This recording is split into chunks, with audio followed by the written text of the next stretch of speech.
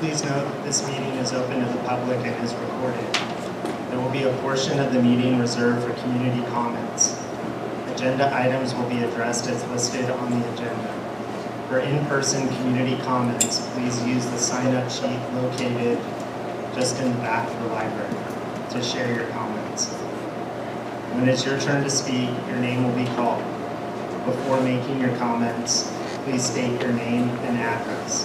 You will have 3 minutes to speak. If you are viewing this meeting via YouTube and have submitted comments before the meeting, they will be read during the community comments time. In the future, if you have comments that you would like to share with the Board of Directors, please email Casey McDonald, the Executive Assistant to the Superintendent at cmcdonald@accordingtotheschools.org by 4 p.m. the night of the board meeting. If you have concerns about individual district employees or specific complaints that require an administrative response, please contact the Office of the Superintendent directly. Thank you, Casey. Roll call. We have all members present with the exception of Stan Williams. I'm not sure. So at this point, we usually do the flag salute, and tonight we have a special treat being at the high school. We're going to have the color guard present the colors.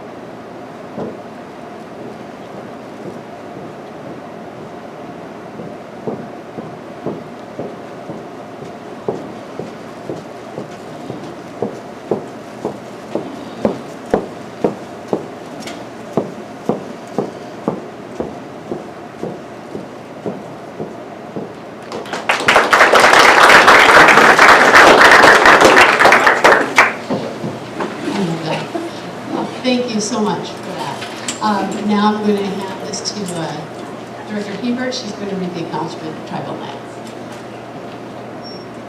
We acknowledge that we are on the indigenous land of Coast Salish people who have reserved territory rights to this land, specifically the Quorum tribes. We thank these caretakers of this land who have lived and continue to live here since time immemorial.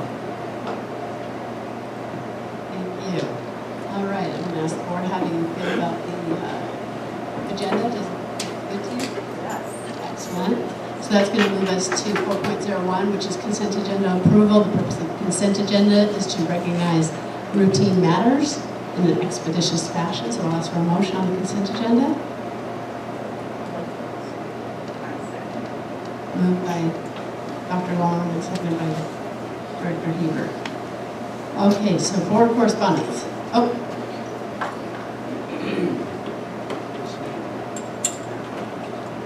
I'm sorry, we had us first in a second. I'm sorry, I gotta take action. All in favor?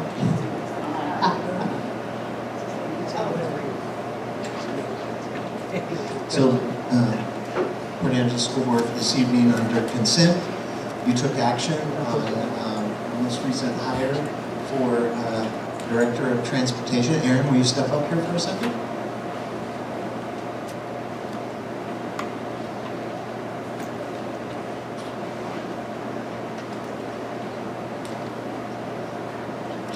So Aaron will be our new Director of Transportation. He comes to us by way of the mechanic team and lead mechanic out at the Transportation Center.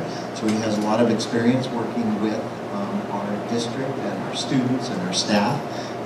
He's very capable of the job and really stepped in the last few weeks in an interim role and he's done such a great job that it was really a no-brainer to say you're the person for the job. So congratulations, and I'll let you say a few words again. Yeah, I appreciate the opportunity. Been with the district for 15 years, and I'm really looking forward to getting to know a lot of people that I haven't got a chance to know yet, as well as be able to just really kind of hone in and focus on trying to make sure that our transportation team is really a very cohesive unit with the rest of the district. So I'm really looking forward to that.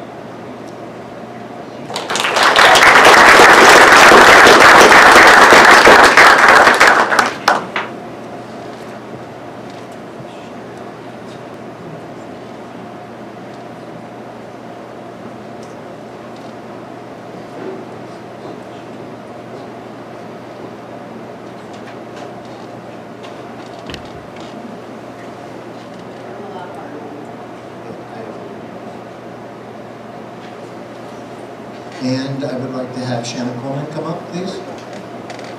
Michelle?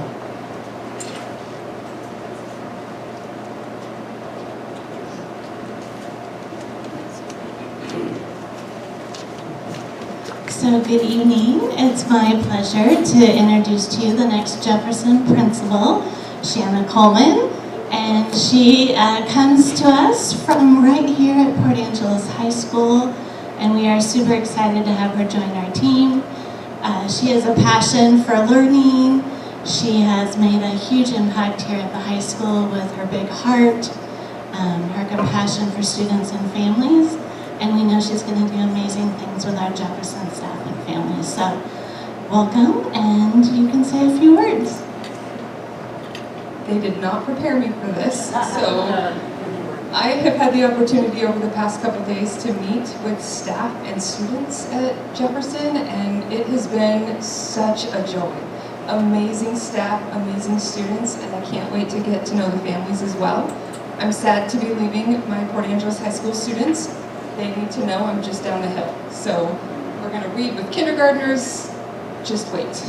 I'm super excited. Thank you all so much for this opportunity.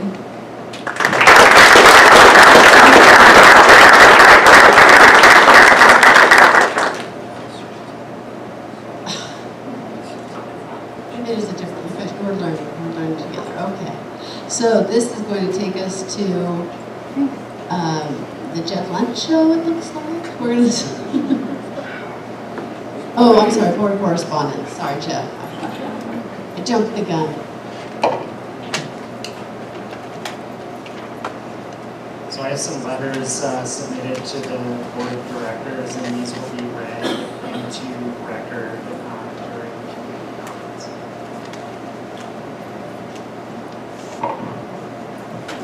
Now it's Jeff.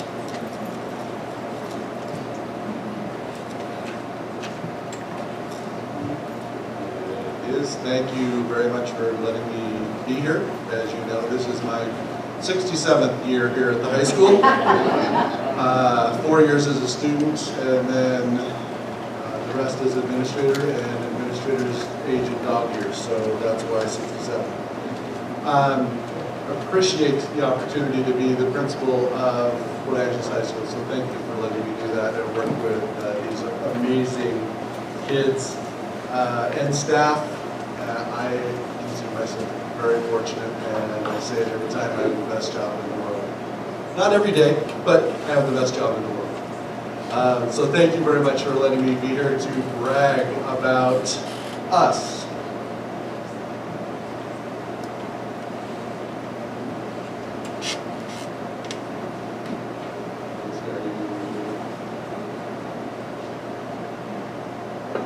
All right, so the very first bit of bragging that I get to do is about a couple of students that we are acknowledging as our Port Angeles High School Students of the Month. So if I can have Shaylin Lowe and Finn Thompson come forward. Shaylin and Finn were selected by all of our staff. And I get to talk a little bit about you, and then I think the board has a certificate for you as well. So I don't want to embarrass them too much, but I'm going to share what teachers had to say about each of them. This is going to take a little while. Shaylin, Mr. Johnson says that Shaylin is an amazing artist in my pottery class at high school. She consistently goes above and beyond for each project, and it shows in the quality of work produced. I'm very appreciative that she took the class for both semesters, and we're sad not to have her in class next year. I wish her the best of luck in her post-high school life. Mr. Thomason, at an engineering field trip to the Washington State University Bremerton campus, Shaylin was answering questions the mechanical and electrical engineer professors were asking the group. Towards the end of the field trip, one of the professors asked her if she would be interested in enrolling. They noticed in 90 minutes what many of us teachers at PHS knew all along. Shaylin is an exceptional student and will be an incredible asset to whatever post-secondary program she chooses to pursue. Mr. Edwards, I had Shaylin as a freshman in algebra. Never again, this as a senior at Bridge to College Math. Shaylin struggled in her first semester of algebra, but as a senior, Shaylin has made a remarkable transformation into a model of student responsibility and self-determination, a testament of work ethic and perseverance. Ms. Bettinger, Shaylin is the kind of student who puts genuine care into every page to getting every page just right. She's thoughtful, reliable, and always willing to help others when they need it. Her leadership presence in the yearbook class has truly made a difference. She's going to be missed next year. Ms. Hopeful. Shaylin is a remarkable student who consistently puts in the effort to succeed no matter the challenge. Her kind spirit and gentle heart shine through in every interaction, always ready to lend a hand or offer support. Despite the obstacles life has placed in her path, Shaylin has shown resilience and determination, making it through high school with grace and strength.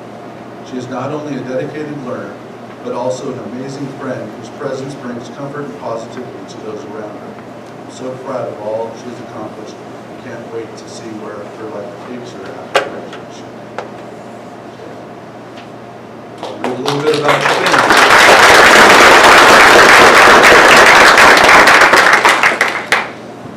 Finn, Ms. Hodge. Finn is an upbeat, friendly student. As an assistant in the office, he was helpful and a positive presence. He's always thoughtful and caring with people. Although he's no longer an office TA, he still comes back to check on us. We appreciate how polite and empathetic he is, even when others are not. Ms. Sanders. Oh, Finn. Finn is an incredible student and creative thinker.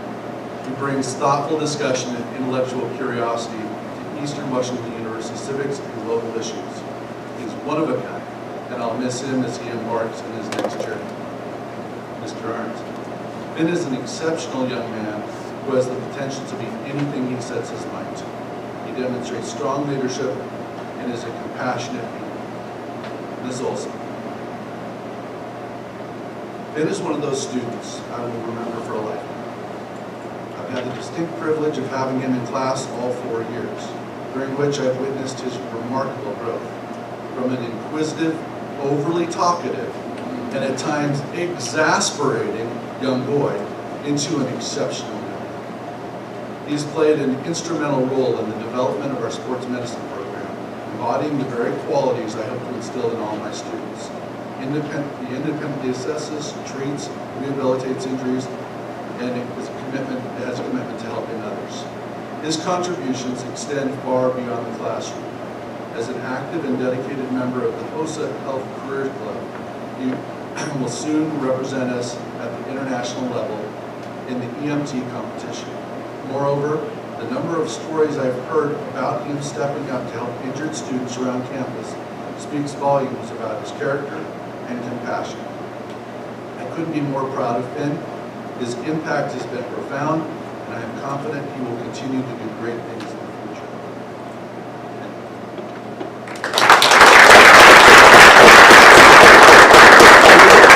We have what we call our Rider Way. The stands for respect, integrity, determination, engagement, and responsibility. I can think of no other two students who bore and embodied the right of way. Thank you both.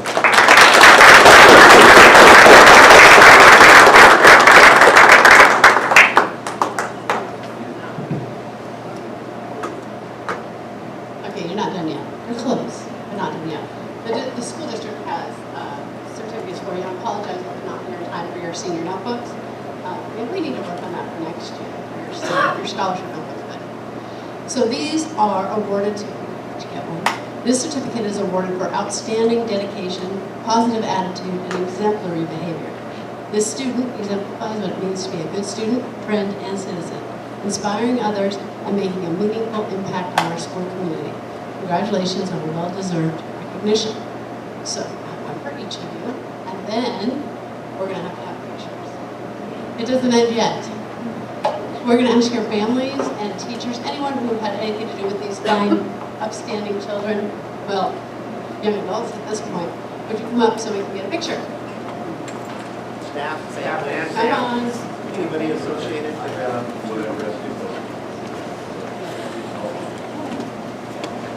We know this doesn't happen in a vacuum. So let's get these parents up here. And then we're going to have a group photo. Before we we're going to do.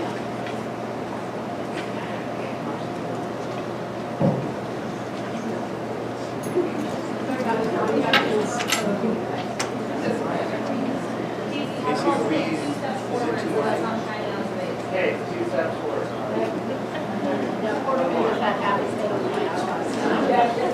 Nobody wants to see me anyway.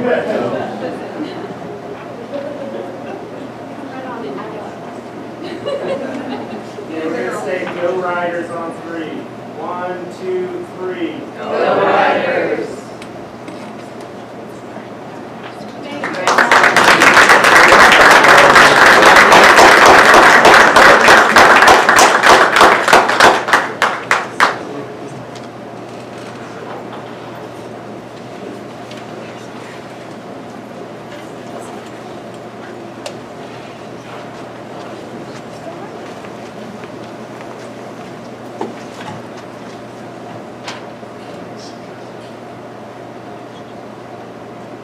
The Port Angeles High School family is a diverse population. We represent part of our population. We have strong representation from the Lower Elwha tribe, a strong career and technical education program, a strong college and high school program that is growing, strong participation in music, athletics, clubs, and extracurricular activities, strong community connections, and great kids. I'm hoping that our presentation tonight will illustrate those our diverse population of members. Our student enrollment as of May, our current P223, was 773 full-time equivalent students with an 895 head count. At the high school, especially at Port Angeles High School, we have students that are part-time with us, part-time with Running Start, some we share with CU. So there's students that are all over the place, and we share them with others. So our head count is much higher than our actual FTE. You can see our other demographic information there. We're predominantly white, but we do have a strong presence of other racial and ethnic groups. One of the things that we're most proud of is that we have a continued grad rate that is 90% or higher. That takes work and commitment from everyone. Right now we are heading into the last 14 and a half days, not that anyone's counting. There are some students that we're working really, really hard with because they're reluctant to cross the finish line, but we're going to get it.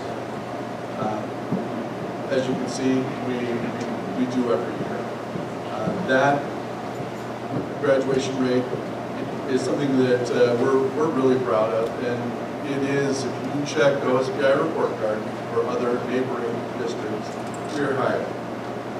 We have a strong CTE presence that allows our students to have ways to reach graduation pathways.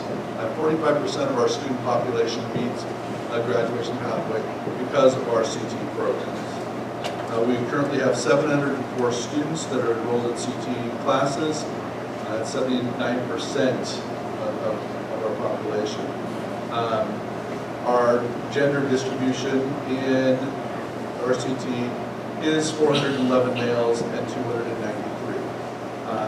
Some of our classes do have a higher appeal, a higher engagement of some of our male students that often are more reluctant learners. So this gives them an opportunity for a pathway, a career pathway that they might not otherwise have.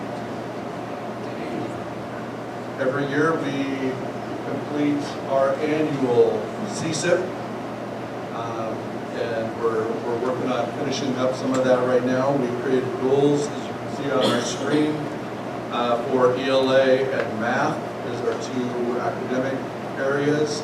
That is a district focus. These are goals that align directly with our district plan.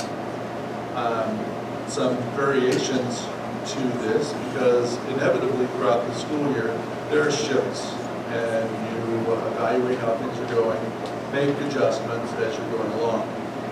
When we started here, we were heavy on focusing our progress monitoring using map data to measure academic progress.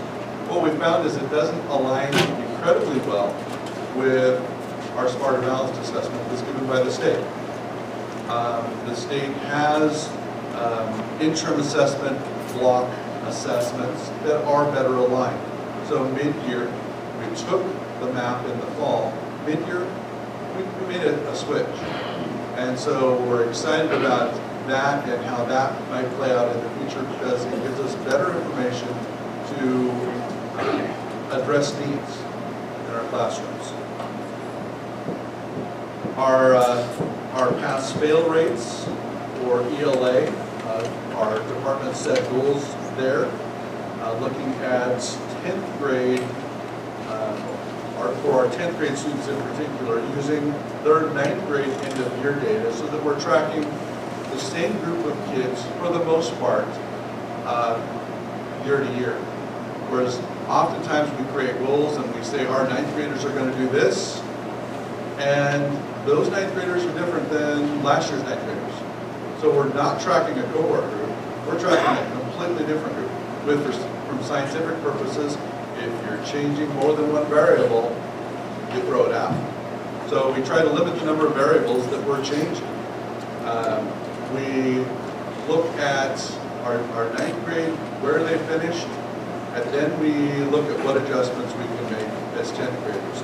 I'm pleased to announce that our 10th grade semester, we improved by 5.2%. So we're making a lot of progress there in our ELA. We also looked at, we wanted to C or higher, looking at that, not just getting them to pass, which is a D, but we wanted to move everybody up. Our C or higher actually moved up 12.7%. So we went from about 56% at the end of last year being at C or higher. We're now at 68%. So I'm really encouraged by that growth. Math, we switched there from map scoring also, or map assessment to the interim assessment blocks. And we're using that to again refine our instruction and remediation. We haven't seen quite the growth that we've seen in English in our passage rates, but we have seen a small improvement with our focusing on those that are C or higher. Math also included, because we have students that are on pass-fail, And a pass-fail could be a student that's not quite at a D, but they're showing progress. And so they wanted to just focus on those C or higher. We're not showing quite the growth that we have in English, but that's something that we're working on. And that's also something that's come out in our accreditation process, which we'll talk about in a bit. The other districts aligned CSIP goals were around social emotional learning and parent and family engagement. As far as our SEL, the focus was on school safety. The perception or the feeling of students that Port Angeles High School is a safe campus, which I'm going to be honest, we've got 360-degree access. It's really difficult to have this a totally safe campus. We also have so many buildings. If you're one building that everybody's in, it's really easy to control safety issues.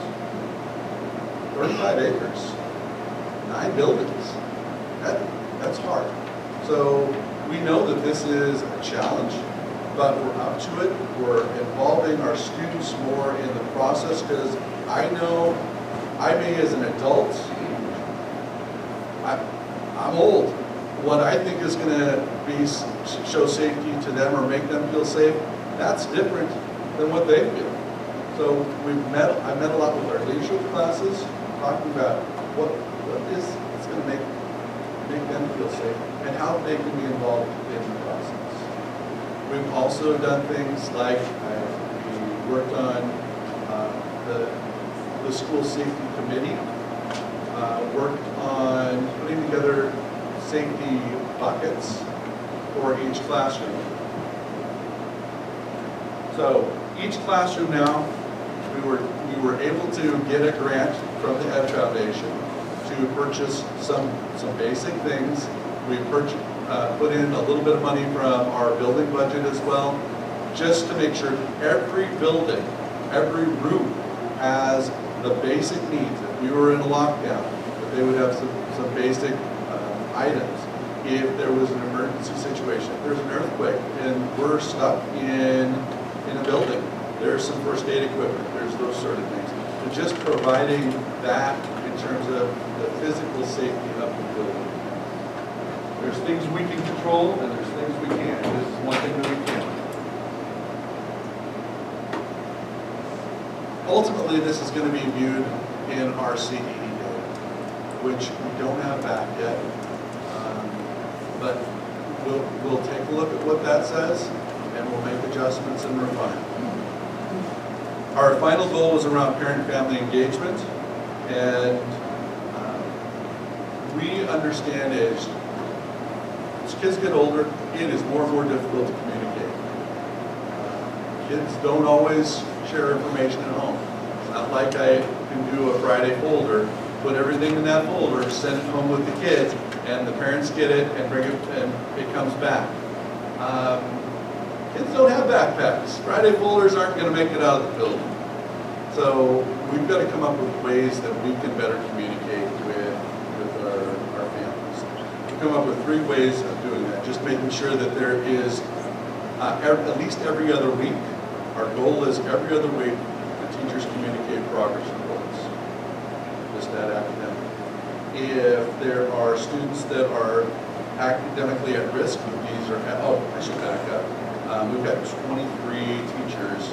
Just check the communication log because it's a Google form that they fill out. I see it. 23 teachers this semester have met that requirement. Are we at 100%? No, not yet. But we're working on it. It's better than it was. Communication with 2 other areas. We're just anytime that there is parent communication, logging, and communication around at-risk. Students that have D's or F's, not just F's, D's or F's. A student with a D can become a failing student really quickly and lose credit. So that communication with families is important. So those are an overview of our CSIP goals. You're going to get the final report later, and that'll have all the numbers and everything that nobody here wants to hear about, but you'll get that. The next thing that I want to talk about was this year, Port Angeles High School had to renew its accreditation. There are 5 schools on the peninsula that are accredited. There's Port Townsend, there's Chimingum, there's Quilcene, and there's William Tribal School, and then there's Port Angeles High School. The benefit of being an accredited college, or accredited high school, is you have better access to colleges. You have better access to financial aid. There are certain jobs, law enforcement, military jobs, that they want to know that you've come through an accredited program, that the students have met certain standards that are required for an accredited program. So this was our 6-year renewal. Now, I've got this broken down into 2 slides, but there was a lot of work that went into that accreditation process. There's 6 phases. One is looking at, just getting ready, collecting data as part of it, analyzing that data, reviewing research-based solutions, creating data-informed achievement plans to move forward, and finally is the continuous monitoring of the plan. Most schools just use their CSEP. They use whatever they're doing this year, and they present that to the panel, and they get approved, and they come back in 3 years, because you've got to come back and review in 3 years. That CSEP is 2 years old. That CSEP's been forgotten. They've created 2 more since then. It seemed crazy to me to come up with a plan, invest the time that's necessary to do this, and do it right, around just using the goals from the CSEP. So the team said, let's make this meaningful. If it's a 6-year plan, let's make this a high school strategic plan. So we broke it down into 3 areas, 3 goal areas. The first is improving graduation rates. And in looking at that, it's our SBA and greater engagement in upper level courses. I am excited to say that some of these things that were in this plan went in before the panel even approved us, which the approval process was, I had to go to Tumwater after putting all this together, having a team come and visit the school. We had a parents community group that was part of this. The team that came and visited the school spent the whole day here, reviewed all of the information that I presented. They met with different teams, a student leadership team. They met with our department chairs. They met with the community group. They went on a school tour. They met with the admin team. Michelle Olson was part of it. So they met with a lot of people before we even got to the point where I could present to the accreditation panel. On the 12th of this month, I went before the accreditation panel. I presented.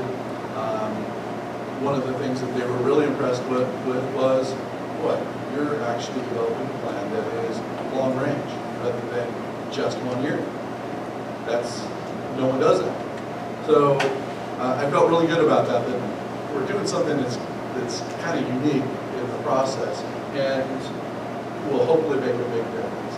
So again, our goals that we presented were approved. Some of these things we've already taken steps towards. For example, improved graduation rates for our SBA.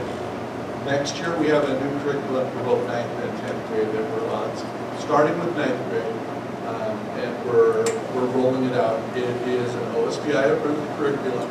We're doing a field research on this because it is part of OSBI also collecting some data to show so that they can do the same thing that we're doing.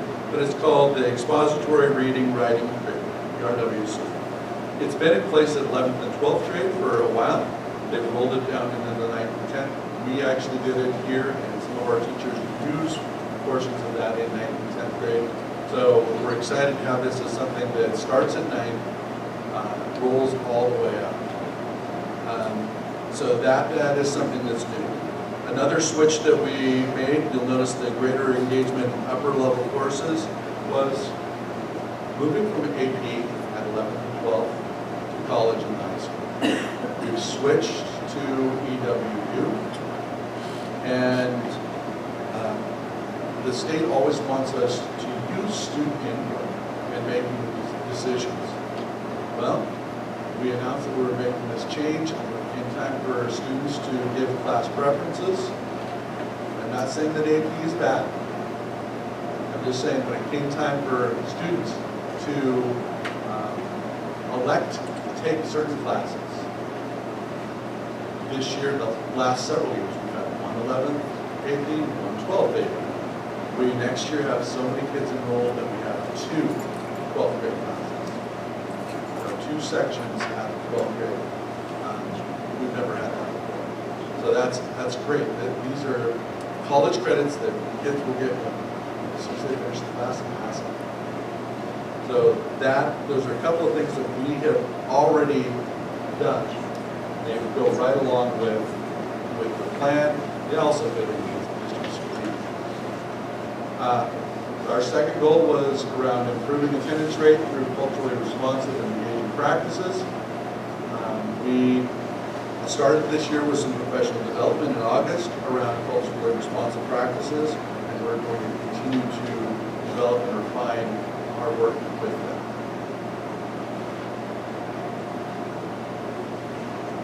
Our third goal was around increased engagement for our graduation pathways. We are a CTE school. We are a high academic school, but we have a huge population that is CTE. We need to leverage that. That's what gets kids engaged, come to school, and explore career paths. They don't know what they want to do. They're not sure if they want to go to college. We need to provide them something. I want to come to learn this. And the accreditation process really brought that out. It's something we already do, but the team that came here and the accreditation panel, they really stressed that too. So looking at expanding our CTE classes, refining classes based on demand, and continue development around our Core Plus program. This year, we have initiated, this is our initial year on Core Plus Maritime and Core Plus Aerospace. Our Core Plus Maritime, because of all of the rich marine business that's here and resources, that is taken off. I think the schools that do the aerospace along the I-5 corridor, because aerospace is so much more prevalent there, that area is getting, that's the thing that everybody wants to do. Here it's maritime. Doesn't mean that we're not doing well in our aerospace, it's just that's the thing that we're taking on. And Jake Helpenstell, our instructor, has done a great job of bringing kids on and finding opportunities for them, including visits to the the dry dock, when you go over to the dry dock, opportunities to come down when they do their safety trainings, those sort of things, touring the boat. One thing that he has that he's going to do in the summer is he's going to get certified to be an instructor for Alaska Marine Safety Education Association, which means that students, when they pass through that portion of his class, they will be certified to go right out on a vessel. Whether it's a fishing boat, tugboat, whatever, they will have met that safety certification. So they don't have to get the job and then go to classes to get certified. They're going to have that. So that's awesome for our kids. It's just a way that they can go out and graduate from high school if they're not sure what they want to do, but if they're interested in the marine trade, they can go right out and get a job. Next year, we are looking to add another Core Plus, and it'll be a one-period construction trade 4+ class. So we are excited about that because I know that we have a number of students that are really interested in the construction. It builds upon the fine woods that we've done, cabinet making that we've done for years, and all that. And it fits nicely with our Skills USA, which is coming back to what it once was. Ultimately, the recommendation from the site visit wanted us to further look at our math department PLCs to refine the essential standards and improve our Tier 1 MTSS, including our special ed. So those Tier 1 interventions or Tier 1 delivery systems so that we can get more students to passing earlier. That was from the site visit. The commendations from the presentation that I did. One, they said that the energy level from the high school team really came out, and that was exciting to them to see all of the things that we are doing and proposing. They said that the plan looks strong moving forward, and they commended us on developing a 6-year plan rather than a 1-year plan that we talked about in 3 years. The recommendations were, again, to find ways that we can decrease failure rates wherever possible, that improving engagement, and particularly looking at math, developing those standards that are most essential, whether our students truly need to be ready to move on to the next level in whatever their next course is. So it aligned right with what the site was looking for. So, are there any questions so far in the first part of the presentation? Now I get to move on to have the students talk.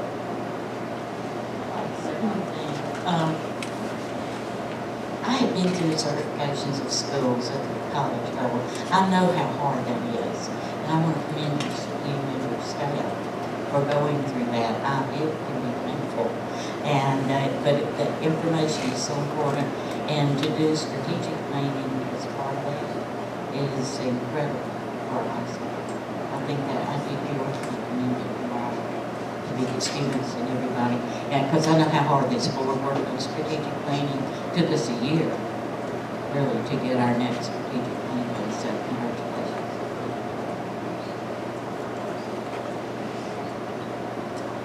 All right. At this point, I'm going to turn it over to our education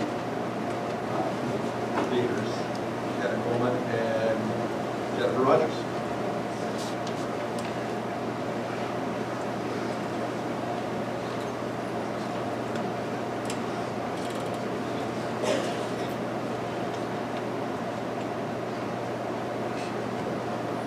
Can we please get our CTE classes, our students to come up? Maritime's going to be first, and then DECA, followed by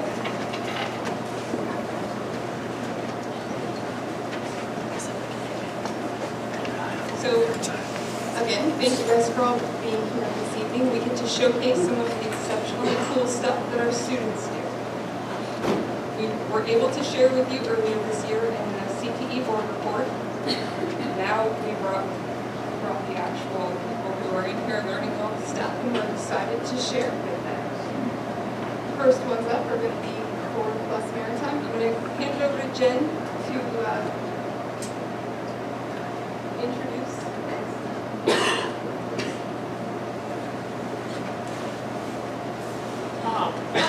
Thank you guys so much for being here, and we're so excited this year. We've had an amazing year in CTE, and I know what all of you are looking forward to is all of these amazing students talking to you, so I'll be brief. Jeff really kind of hit the stuff on our Core Plus Maritime, which is one of our exciting programs that we're doing this year. In CTE, we've just completed our industry recognized credentials, and we're actually able this year to do it for all of our CTE students. And so it is one of the state things that we report on, and I'm excited that so many of them were able to do it, and we also had a 5% increase. So the students have really embraced what we're doing in CTE. Briefly on the Core Plus Maritime, I think one of the other components of it is the community outreach, and we've really had great response jobs for the community. As Jeff said, we live in a beautiful area, it's a prime maritime area, and Westport, Platypus, Coho, Aero Marine, all have worked with us, and so it's very exciting to really see what we're able to do and show that our students that there are jobs available for them out there and get them excited about them. So what we're going to do now is your favorite part. We're going to let the students come up. They're going to introduce their programs and what they did this year. So I will let the first group come up. Hi, I'm Matthew Miller from Grand Bodywork, and here we're talking about DECA and our MHM group this last school year, doing our community involvements, our competition, and a lot of growth and leadership.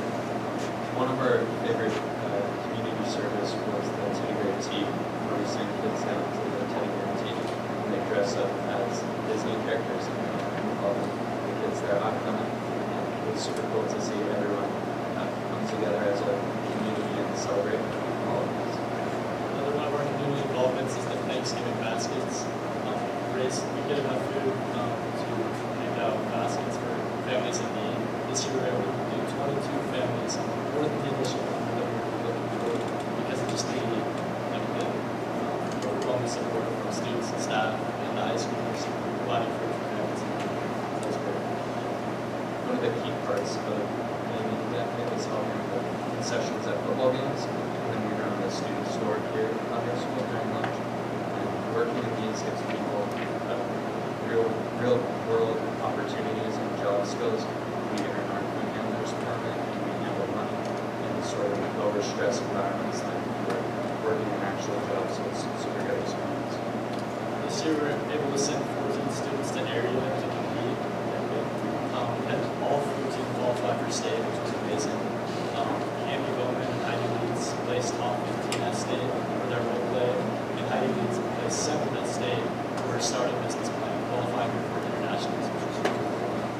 We had 3 other kids qualified to go to internationals with them. Me and Matthew went through community service and private academy program where we learned more about leadership. And we had a freshman, right, Tish, and she was one of 25 freshmen in the state of Washington selected to go to SEDC. Yeah, we just want to express how grateful we are for the program, and especially for our advisors, Tanya Jefferson and Elsie Lane, for giving us the opportunity to step into the leadership role and experience some great business school opportunities. We also want to thank the Board of Education for allowing us to be here and talk a little bit about that. And yeah, we're looking forward to just bringing in more recruits next year and then having some return next year as well.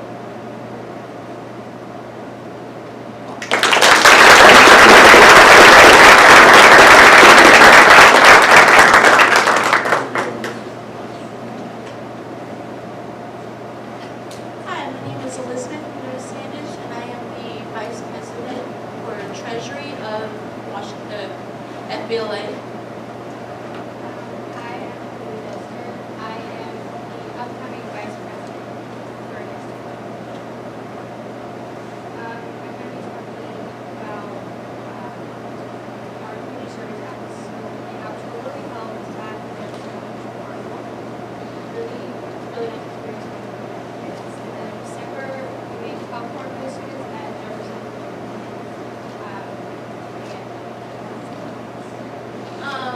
We had three conferences this year. Our Fall Leadership Conference, which took place at PC, it was really cool. We had 8 Stevens Middle School students come up and witness what it's like to have go to one of those conferences.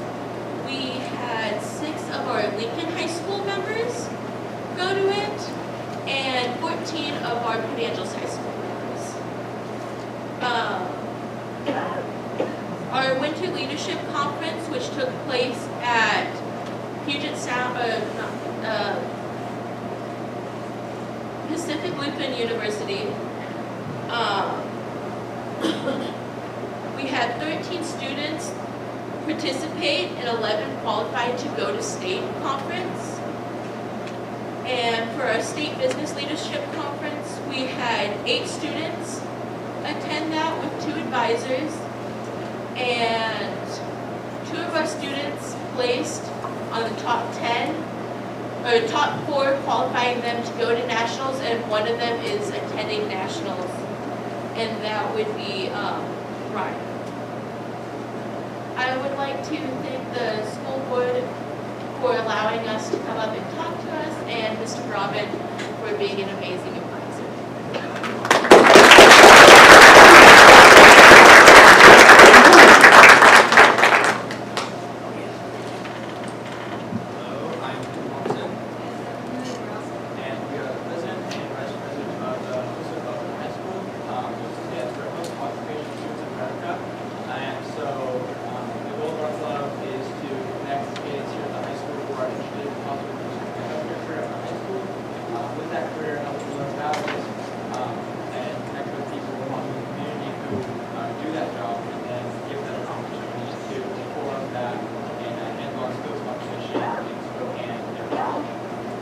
So to get there though, we got a lot of fundraising to do. So some of the fundraising we did this year was we did, following last year, Candygram for Valentine's Day. So we had this week-long selling spree of these small cards. We were out every day in the morning and at lunch. And we sold a couple hundred of these for about $2 each to kids in the high school, and then we delivered them on Valentine's Day.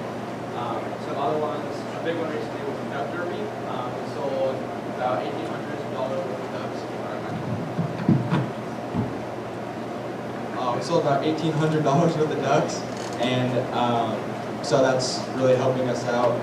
Some community outreach we had, we helped with the ski patrol at the Ridge. We acted as injured skiers and stuff like that to help them train before the winter season. So it was good to get out and kind of help see what real life kind of emergency medical stuff in the mountains kind of looks like for some of these kids. So that was really nice. And then after a lot of fundraising, we prepared for testing. So in order to participate at COSA at a state level, we have to take a test to then be able to participate in the skills portion. So a lot of studying in our meeting times, and then we took the test in February. I think we had about 10 people qualified to participate at a state level. Some of us doing hands-on skills, and other of us just taking the tests, and then we got more people to go to the different classes, and just a great assortment of things to go to and learn. For the skills portion, we had 4 people compete in EMT, and then Finn and myself competed in sports medicine. Juliana Getson participated in the field of medicine for a test, and all of us placed top 10. Me and Finn qualified for internationals, came in 2nd place, and Mara and Trey also placed top 5. And yeah, the whole conference was a great experience just to get a wide perspective on how many medicine fields there are, and just the number of careers, and just get to know them further. So moving on from state, our state qualifiers are now in the process of continuing fundraising and getting ready for our international leadership conference trip, which is taking place from 17th of June to the 22nd of June. So we're getting a lot of studying in. It will be myself and Trey Hannon attending that conference in Nashville, Tennessee. And so we'll be spending the week there, going to more classes and workshops, and hopefully competing at a national level with people from all around the world, or international level with people all around the world. I'd like to give a big thank you to the school board and the school administrators for helping us continue with this program, and even bigger thank you to Shauna Olson and Miss Hammond for helping, Shannon Hammond for helping us out to get to all the conferences. Thank you very much.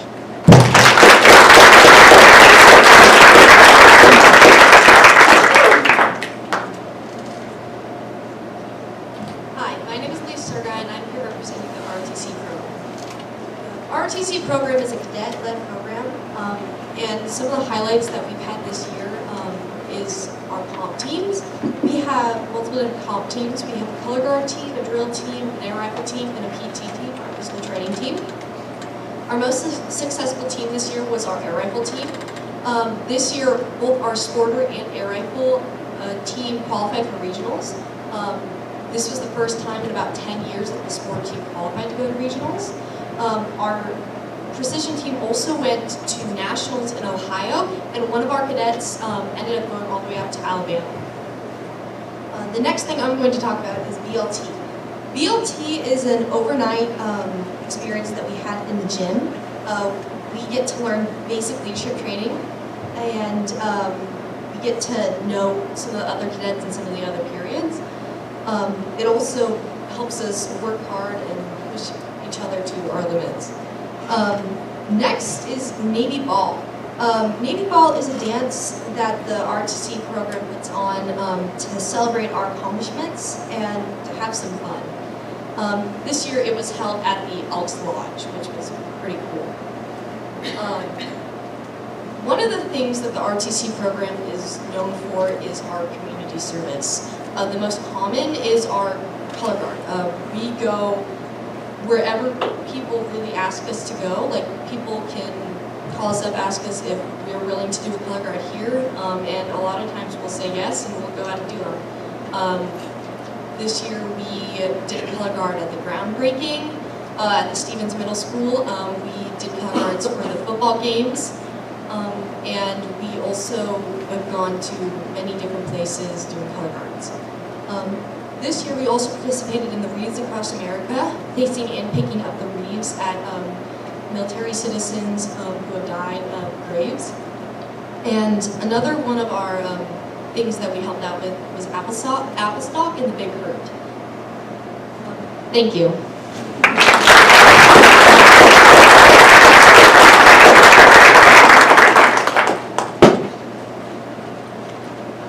Hello, my name is Kirsten Thompson. My name is Henry Zelenka. I'm the Vice President of Skills USA for the Wood Shop, which is one of our skills clubs. We have skills club for wood shop, for auto body, and for precision machining. I want to come and say thank you to the school board for supporting. I would like to talk about what we did this year for Woods. I am a Skills USA Woods member. In December, we had a fundraiser to support the program. It was a shop sale here at the wood shop. We sold various student-related items like Kinley boxes, picture frames, like red boards, and we even, when the sale started to slow, we made little wooden bookmarks to give people who bought products. And in the fall, we had many practices after school where we learned skills that we needed to use in our regional and state competitions. Our regional competition we held here. We had to design and build a toolbox with the open lid. We used various skills with it, math, geometry, designing stuff. That was in January. Later in the year, we traveled to south of Tacoma for our state competition, where I placed fourth in it for my first time competing, and Aurelio placed third. This has been an amazing experience for me and all others who have participated in it, and we can't wait to look forward next year. We competed in multiple regional competitions. We were very successful. We had over 20 students attend a regional competition, and 8 of which qualified for state at those competitions. Henry and I were both able to attend regionals and state. Some of those pictures there.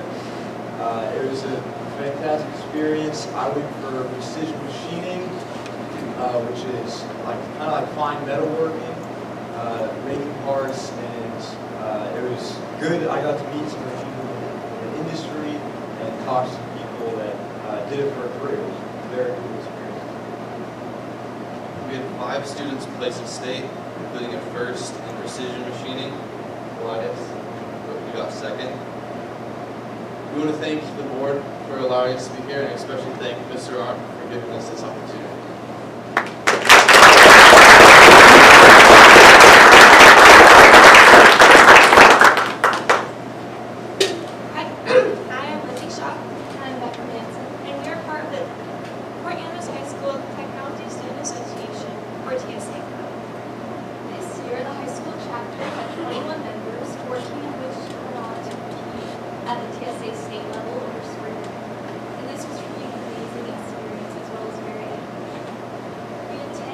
In the top 10, we had 2 different teams placed. We had engineering design, who took 7th place, and then architectural design, which took 1st place, and for that, we are now able to national section. When researching our projects, learning new programs, and overcoming challenges, our members learned many new lifelong skills. One of those skills is empathy.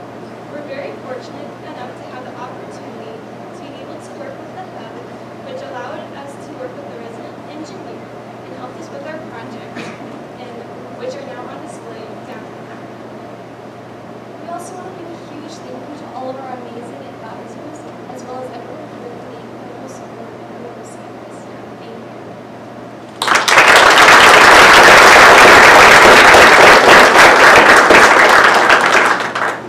So again, thank you. As you can tell, we have amazing students in our CTE programs, and we're excited.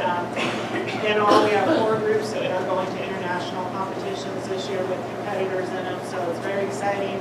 One last thing, if you're going to be at the Maritime Festival on the 7th and 8th, the Plus Maritime students are going to be there demonstrating underwater ROVs that they've built, so we would love to see you out there. And again, thank you for your support, and we do have amazing students here.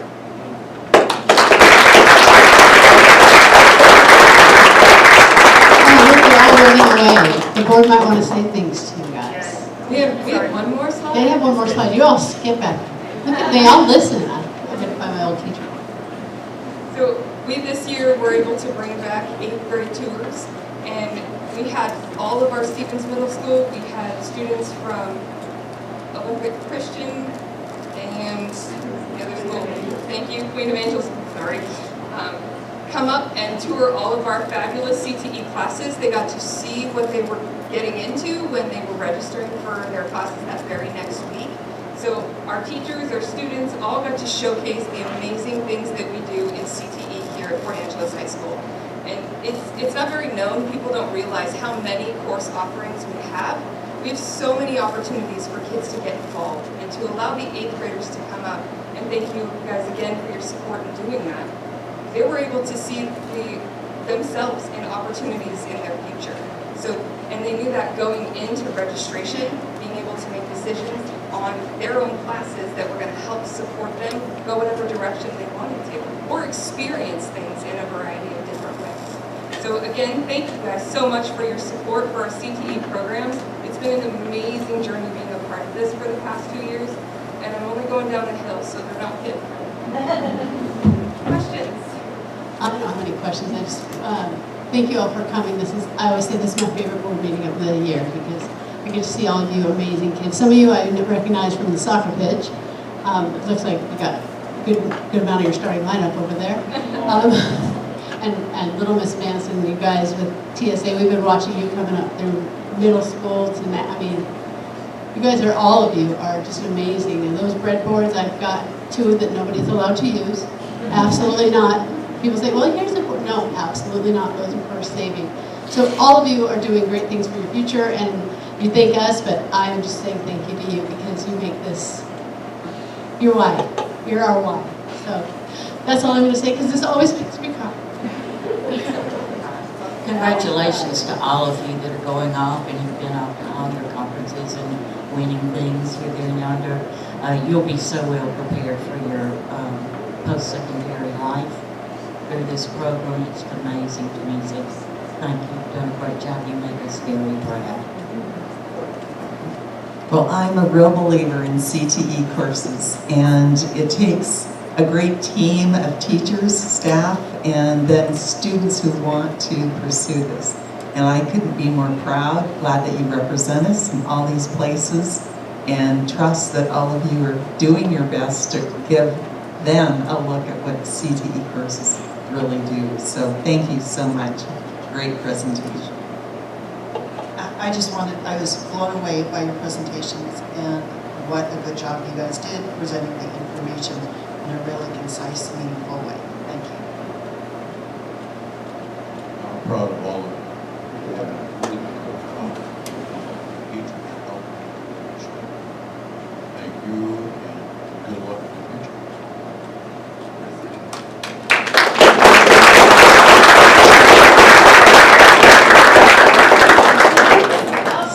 So now we're going to turn it back over to Jim.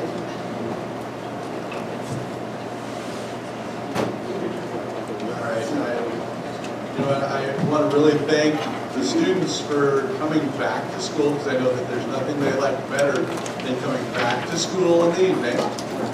Thank you all so much for doing that and sharing the wonderful work that you're doing. And we owe a lot to you, because you're going to be our future. Thank you. Next, we're going to ask for Ms. Laura Johnston to come forward and talk about the Freshman Success Program.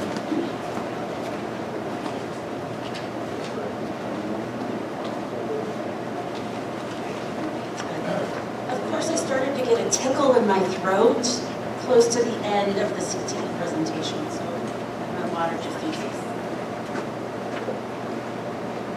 So,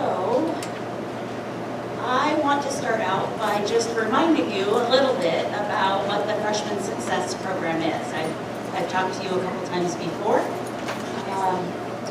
but what we know is that the freshman year is the most critical year for high school success. Research shows that ninth graders are 3 to 5 times more likely to fail a course than students at any other grade level. That makes freshman year the make or break year for many students. When students fall behind early, it becomes increasingly difficult for them to recover and graduate on time. That's why our Freshman Success Program targets students in their very first year to build the foundation they need to succeed throughout high school.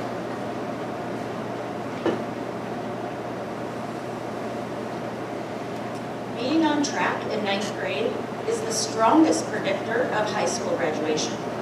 The University of Chicago's research shows that being on track in ninth grade, meaning passing all of their courses and earning the credits they're supposed to earn, is more predictive of high school graduation than test scores or socioeconomic status combined. If we keep students on track in ninth grade, we significantly increase their chances for graduating on time. That's why we've made freshman success a key strategic priority.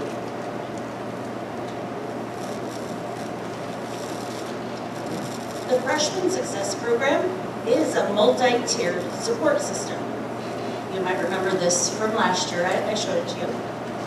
And I think in your slides, if you click on it, it should link to the website. I tried to. At Port Angeles High School, the Freshman Success Program includes several components designed to support all freshmen.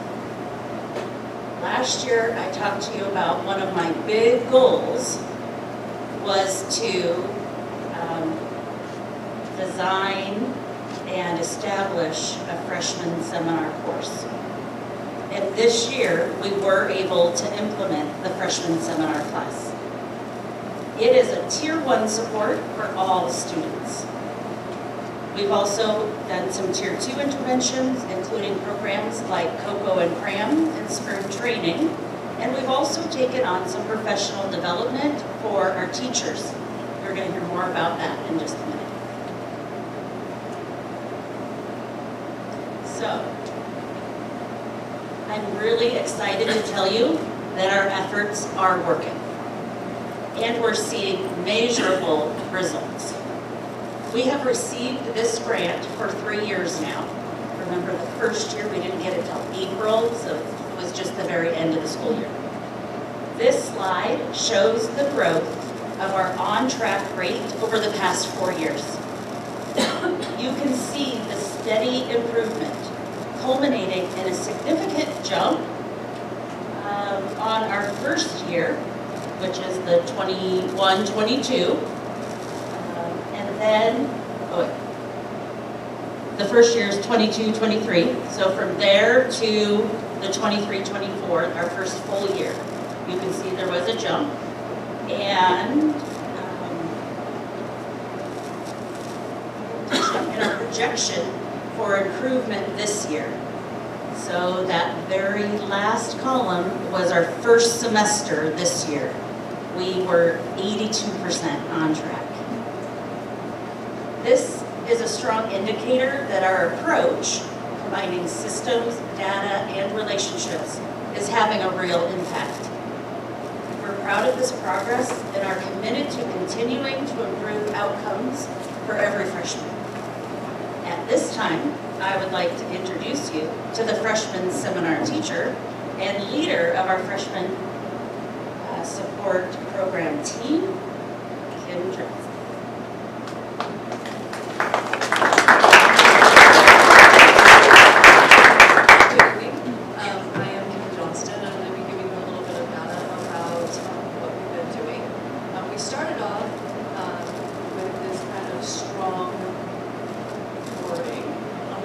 Strong. We have identified students who passed all of their classes during first semester that have failed and have faltered this semester, supporting them to hold strong to that 82% that you saw on our track rate, because new failing students, when we have percent comes down for an end of year percentage. Finish strong. We worked to finish strong the first semester by offering cocoa and cram and after-school tutoring program, including hot beverages, candy canes, and targeted academic support in the core subjects. This was key to achieving our 82%. To finish strong our second semester, we launched spring training. Ladies and gentlemen, welcome to spring training. Now batting for academic success, it's our very own Rough Riders. For 8 weeks, every Tuesday and Thursday after school, students step up to the plate in the library to get help from teachers, tackle missing assignments, and retake tests. But that's not all. Students who show up and put in the work can earn exclusive sports gear donated by our very own high school teams. T-shirts, hoodies, shorts, you name it. This isn't just tutoring, it's a chance for students to level up their game and hit a home run for their future. So grab your gloves, bring your backpack, and join us for spring training, where effort earns rewards and every inning counts. So we'll look at some data, some stats from our spring training on the next slide.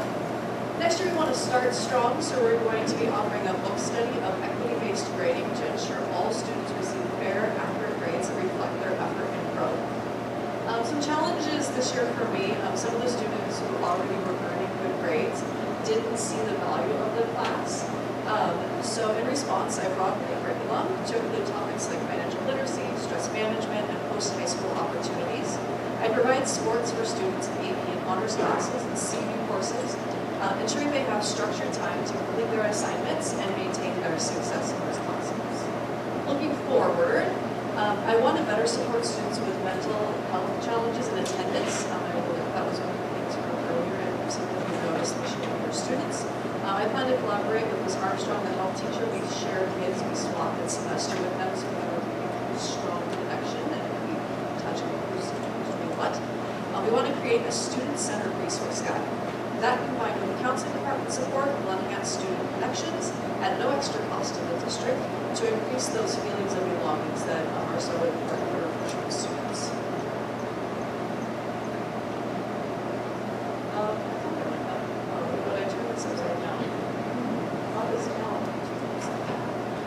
These are the data slides. The left slide shows steady weekly improvement in student pass rates since spring training has started. So that's the first 3 weeks of spring training. Freshmen are showing the strongest gains. The middle school is the dark green, freshmen are the lighter green, consistently outperforming the positive.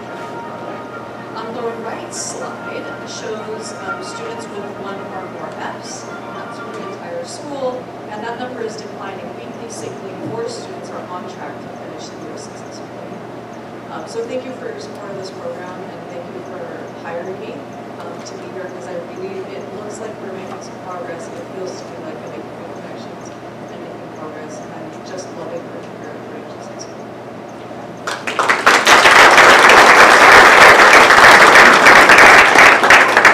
Do you have questions for us? No, great work. You can join our team. I know, right? I had to get my Rough Rider green on that.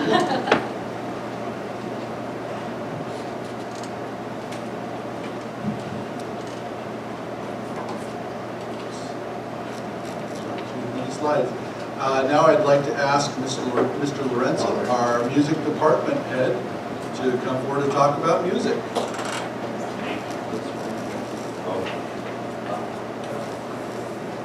Well, thank you so much to the board for allowing me this time. I feel very honored and privileged to be here representing the Port Angeles High School Music Department. And huge thanks to our administrative team and at both the school and district levels, and to the board.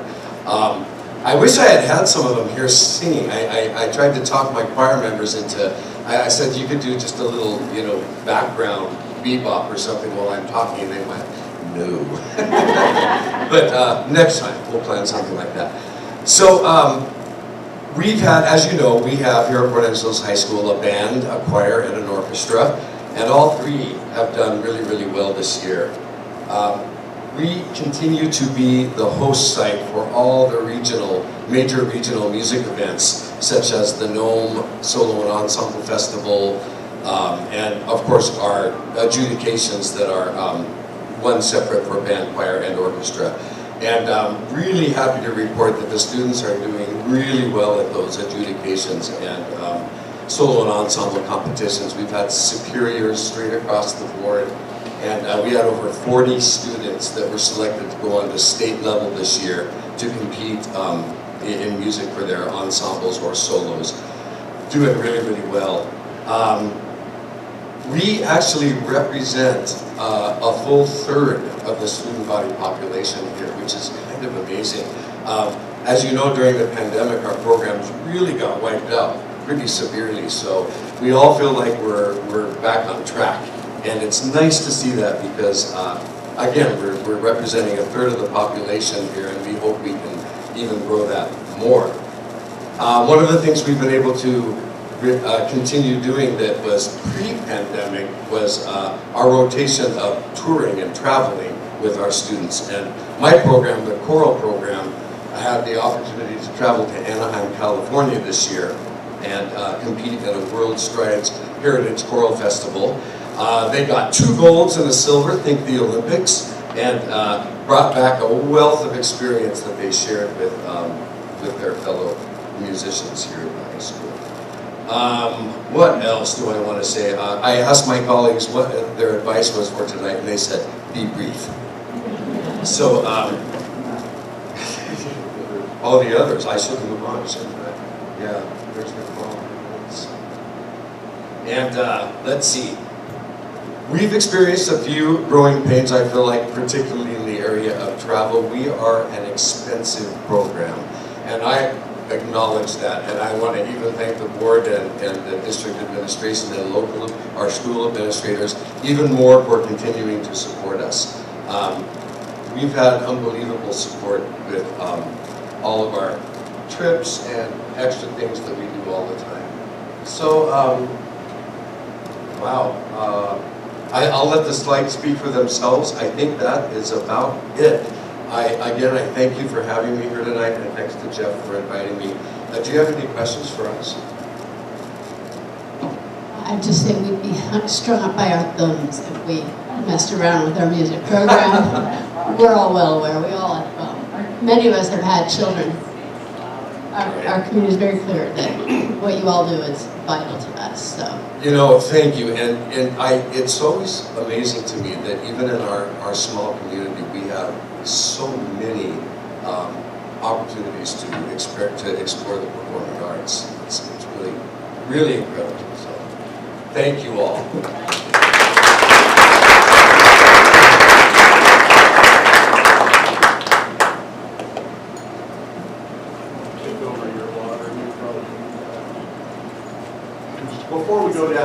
I just want to express gratitude to the community for its support of music.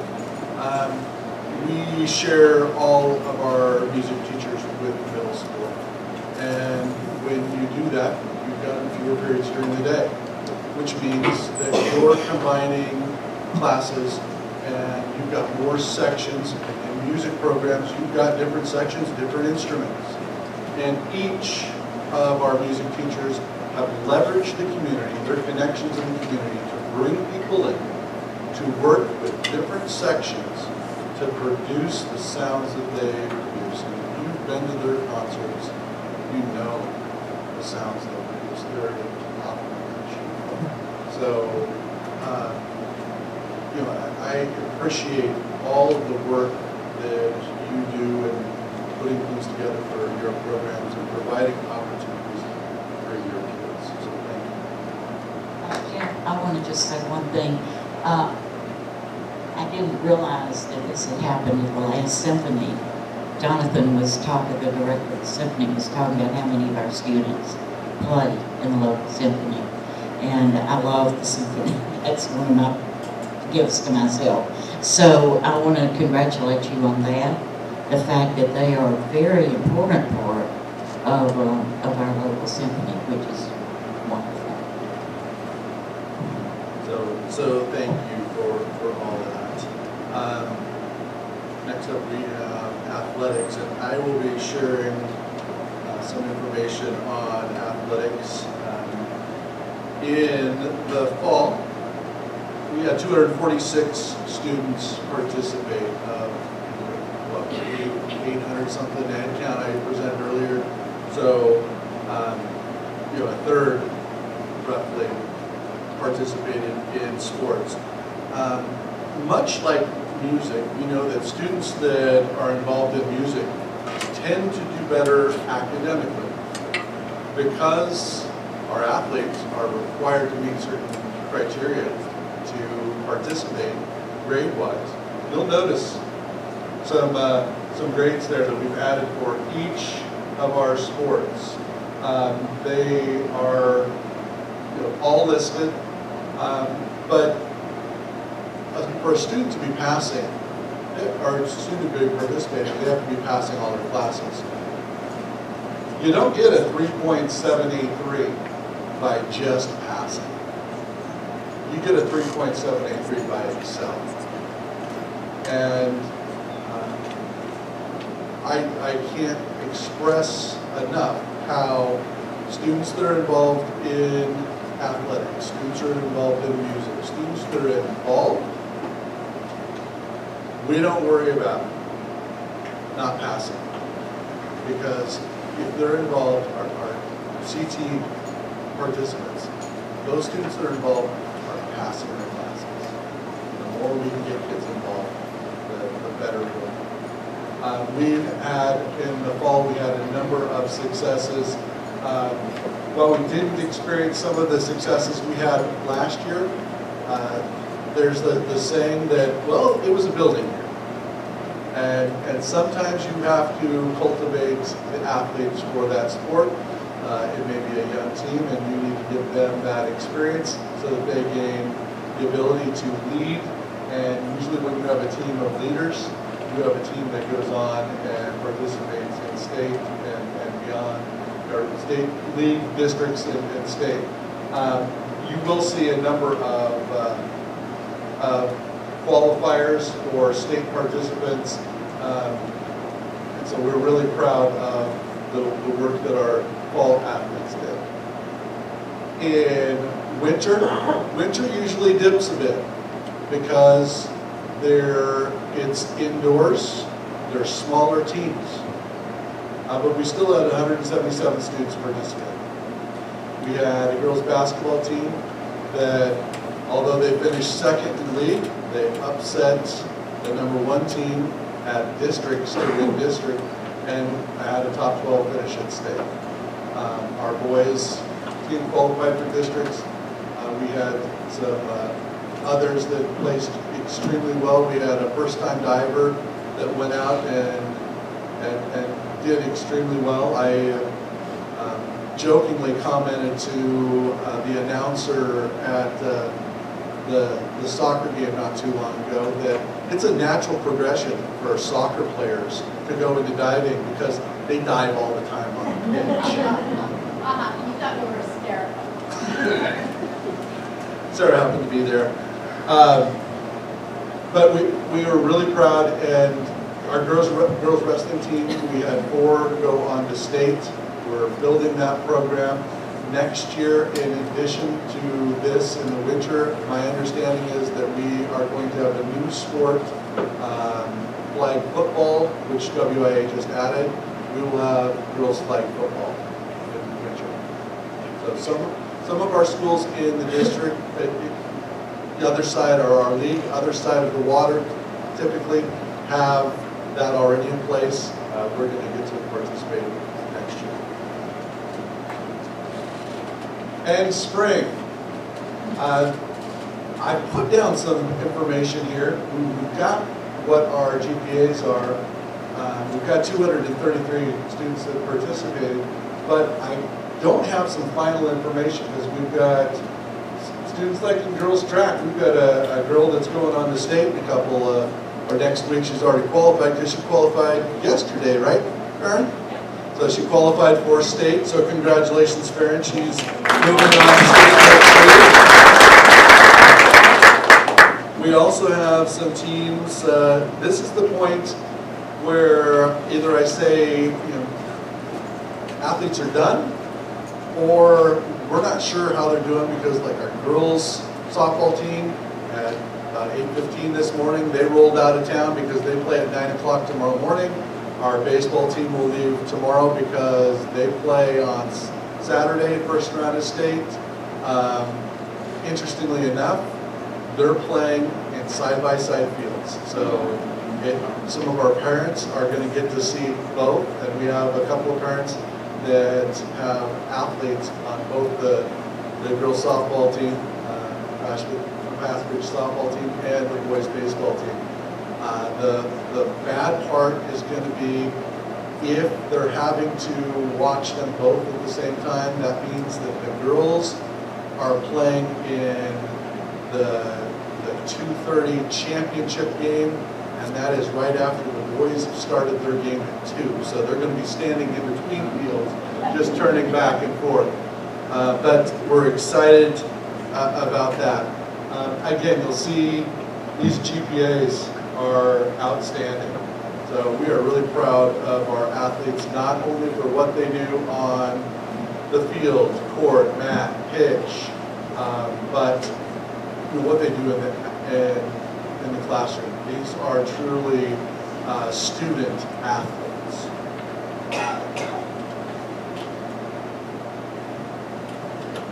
Another thing I want to highlight are different ways that we have recognized our students. We have our monthly recognition, our academic awards, our writer awards, and our department awards, and our academic and writer recognized one student at each grade level for just either outstanding academic achievement or outstanding demonstration of the writer. These are students that are respectful, they have integrity, determination, they're engaged, and they're responsible. So we recognize one from each grade level each month for those two characteristics, academics and writer play.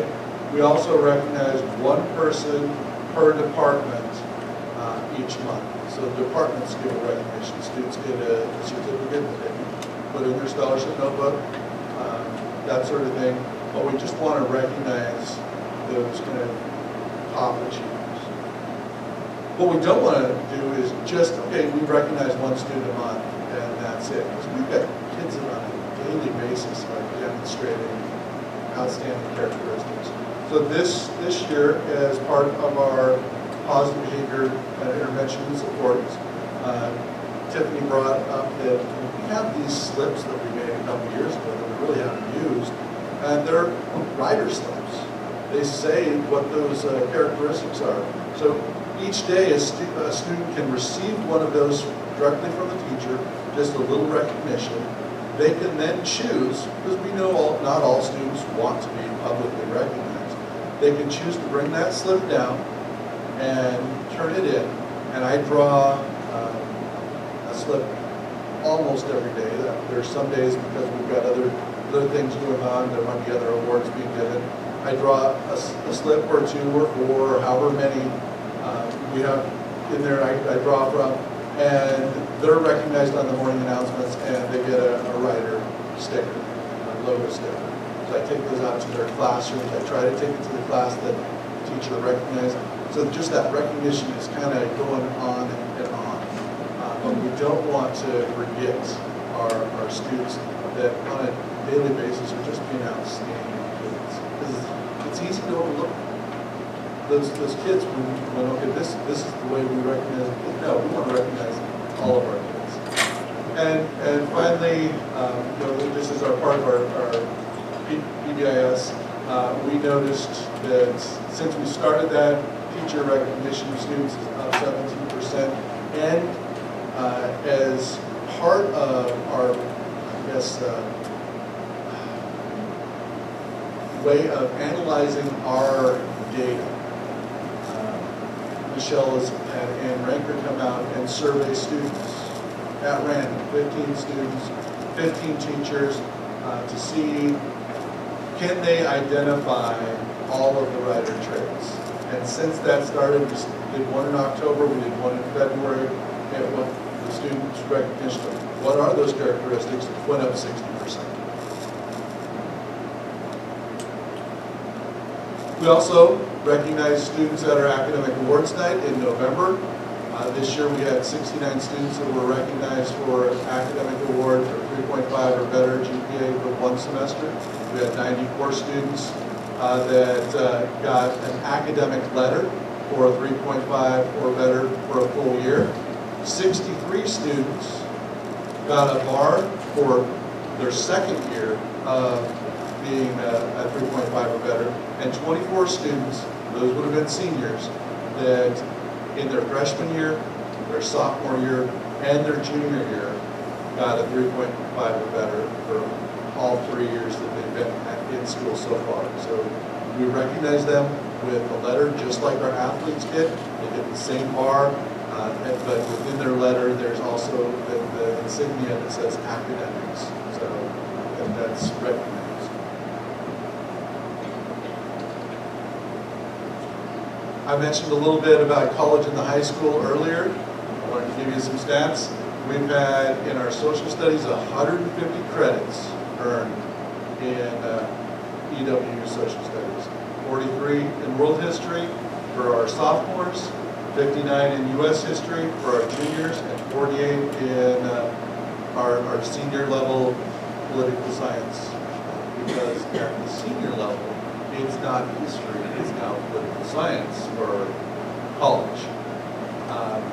So we've got 150 credits there. In math, we work through University of Washington, 64 credits have been awarded, 44 in pre-calculus, 20 in calculus. And UW, we also work with for science, 110 credits for UW chemistry. We switched from having a chemistry class and a UW chemistry class, and we said, everyone's going to be in the UW class. This is the expectation if you want the UW credit. This is the expectation if you just want the chemistry credit. And it's amazing how many, okay, I can do more and I can get this. It's amazing how many step up. So it's that positive reinforcement. Hey, this is a way that I can earn a credit. I'm already in the class, I might as well do it. Last night we had our scholarship night. We had 105 students recognized from 85 donors. A total of $526,080 in local scholarships were given. Total scholarships were $932,000. There were a couple that I think might have had some change on them. So we We're able to recognize a lot of seniors last night who completed scholarship notebooks. And our local community really steps up and wants to recognize our kids. It's pretty outstanding. We have a couple of things coming up, but the most important one is graduation. June 13th at 7 o'clock, we'll have graduation starting. We're currently tracking the progress of 186 seniors. There are 161 that are completely on track. And we're not worried. As long as they keep doing what they've been doing, they're going to be golden. We have 18 that we're working on getting them that career pathway. We've got 2 that need to take the PE competency test. But once they've done that, they're on track. But I just want to say how hard my staff has worked this year. We have not had the credit recovery options that we've had in the past. Michelle has graced us with a couple periods of her coming up to work with students. Jen Mobley, who's our Native American educational advocate, she has taken on more and working with students that just need help. I'm going to tell you that there was a student that last spring I had to have a conversation with. It was a junior.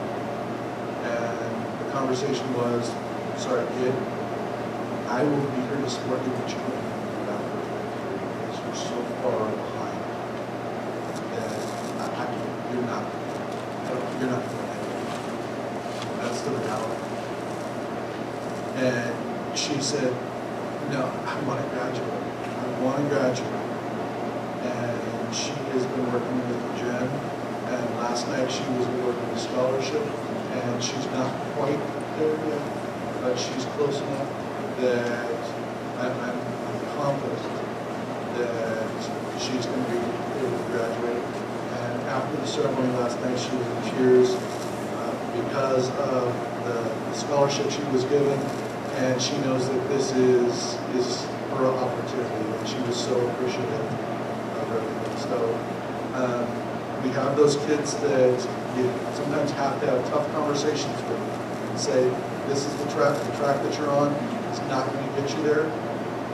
I will support you, and I don't care if it takes you 5 years, 6 years. I will be here for you because it's important that you graduate. That's more important to me than the on-time graduation. It's important that you graduate. And sometimes they say, okay, well, I'm going to try this different path instead. I'm going to work harder. I'm going to do these things. And they put it in work so much. And so I'm really appreciative of the students and staff that I have that say, we're going to continue to work. We will be here for you. And this is the new plan.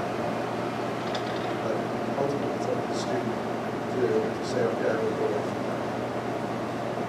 So we have that coming up on the 13th. I think that some of you may be there on the 13th. You don't have other plans, do you? Okay.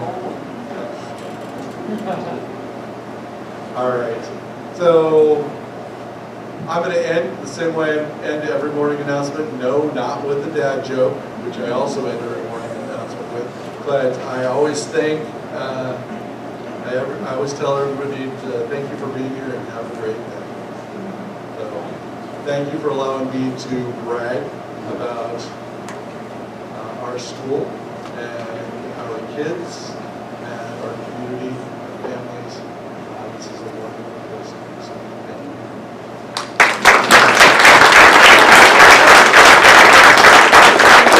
That was a wonderful presentation. I have nothing to add to that. Did anybody else here want to say anything? No? Superintendent.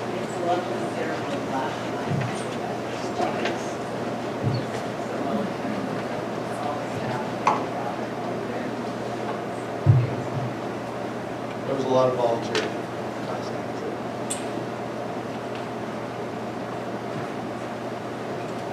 right. Well, thank you, Mr. Lunt and staff and students this evening. What a phenomenal presentation.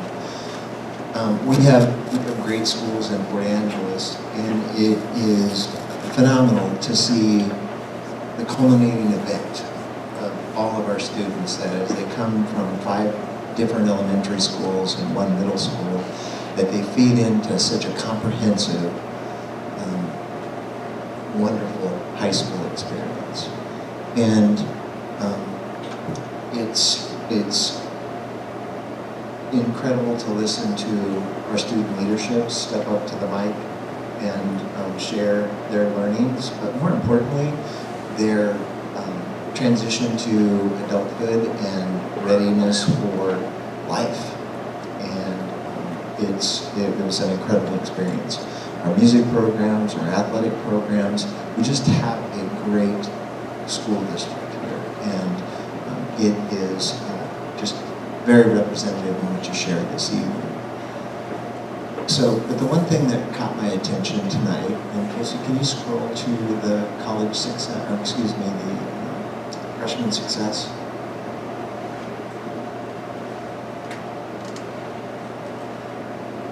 Right at the beginning, right? No, the last slide. It's the bar chart. Yep. This is incredible. The data is crystal clear. The transition to high school and that link between 8th and 9th grade, it's a tough transition for our students, for all students.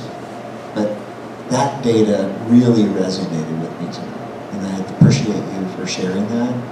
And I'm thinking in terms of our graduation rate at Port Angeles High School is give or take plus or minus 90% each year.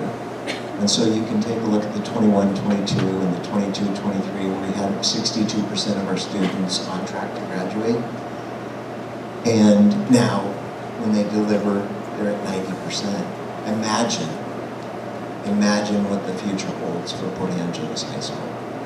When now you're working off of a base of 82%, and you reduce that Tier 2 and Tier 3 need for intervention by 20%. That's incredible. So I needed to say that tonight because that was the one slide that just blew me out of the water tonight. I know that the high school and all of the staff and the students do incredible work. But that is a winner right there. So thank you for the work. Jeff, thank you for the passion. I hear it in your voice and I know it from the experience at the high school and working with staff. You know, it's a team that helps students cross the finish line. And so thank you for your commitment in doing so. An incredible presentation tonight. All right, well with that, I am going to call a brief respite. So I think some people probably need to stand for a minute and shake it out. So can we have a 5-minute break for some of the little cherubs might need to go home and get to bed, and other people might just need to stand up and shake out just for, let's go 5. 5, is that good? Thank you. Back at 60.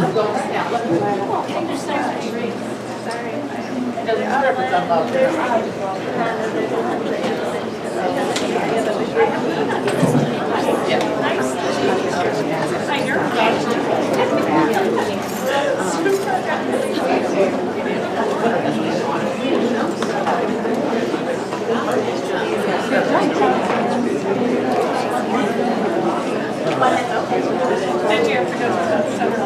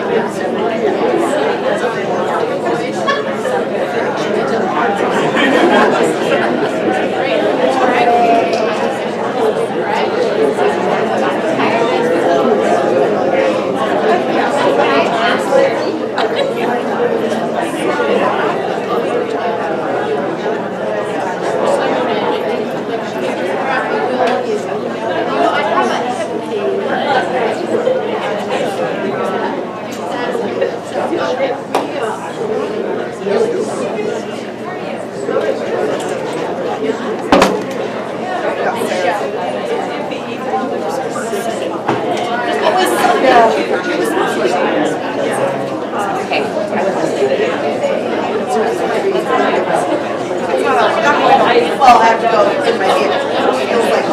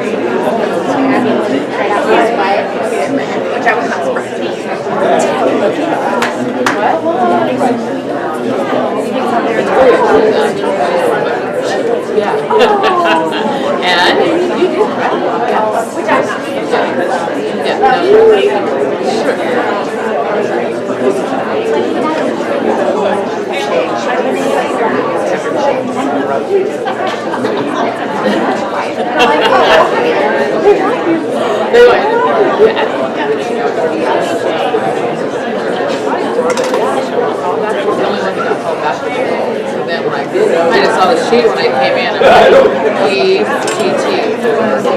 Which one's both? One of the both made it, one didn't. that's what I would have said. I was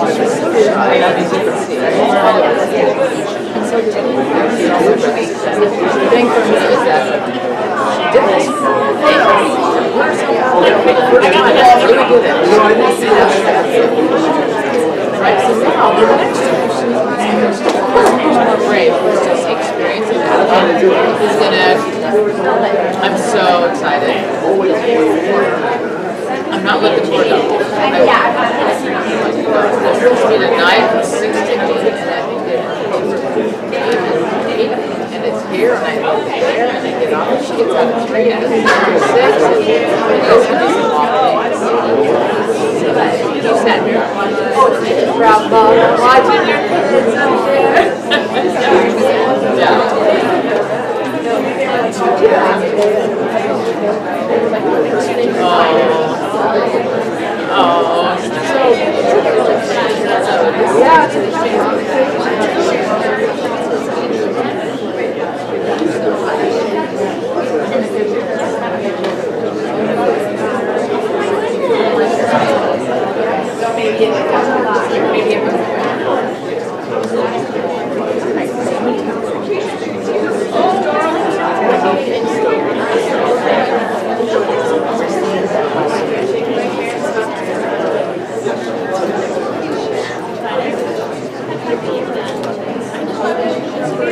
You remember Steve Bennett? That means you remember Steve. That's my wife. Yeah, me too. I saw her sitting back there.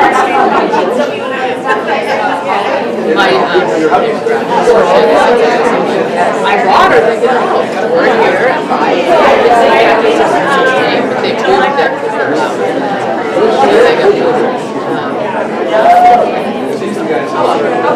Have a good night. I'm so excited for her.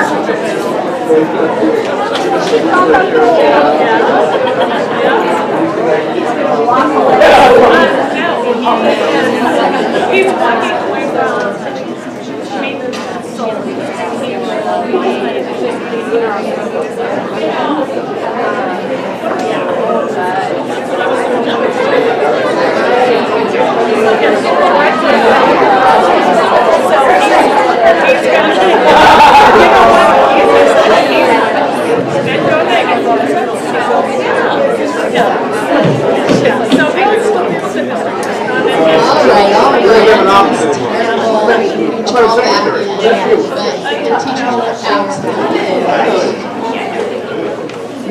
Like you've been together all day.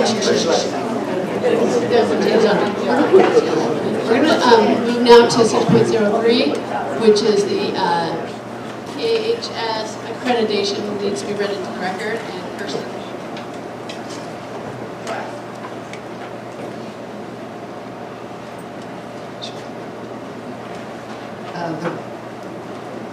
It starts with the Board of Directors. The Board of Directors will formally recognize Port Angeles High School for successfully completing its re-accreditation process and maintaining its status as an accredited institution.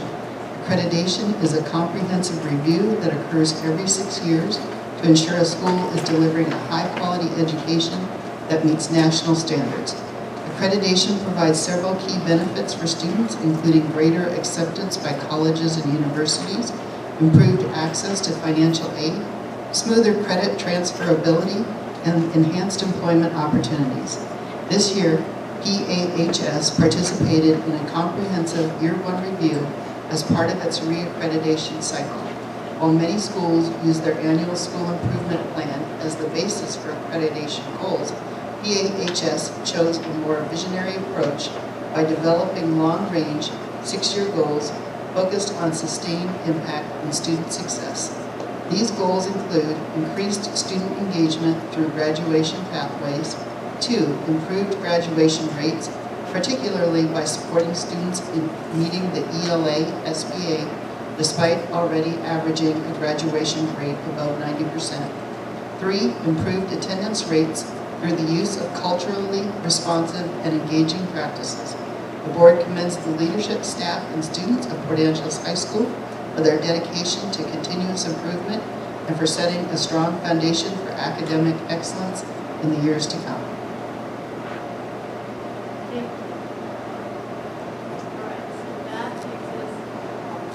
Into the business part of the meeting.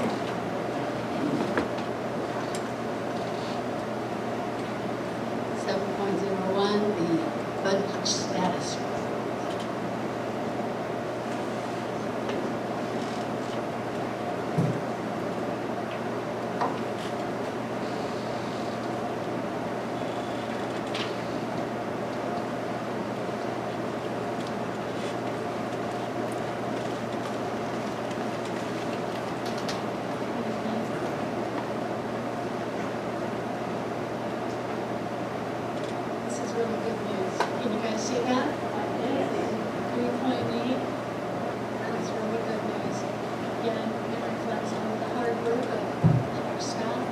Also that our tax collections did come in. So we're really grateful for that as well. But that is just really, really awesome. We haven't been that high in a long time. And as you can see, our capital projects is continuing to grow. The excitement of that, of course, is I think the fences have gone up around Stevens, so we can actually start seeing that go. Our other funds, debt service, ASP, and transportation, which is where there hasn't been a lot of movement, just following along. You can see that everything's pretty much status quo. There's not a whole lot of movement, and that's good, which is that we're trying to maintain that even level of not spending, except for not to spend.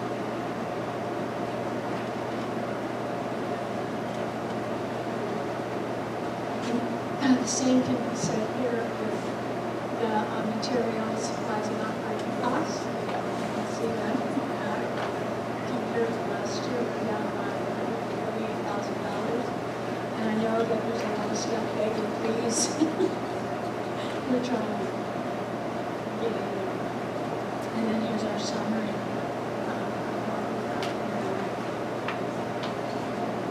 You can see here that again, that we are at 3.8 at the end of April. I know that may not change, obviously, but it just feels really good to be able to show you that tonight. And then here's the really good one. And this one haven't been at that high in a couple of years. Just, again, that's the incredible work of our staff. Every single one of us.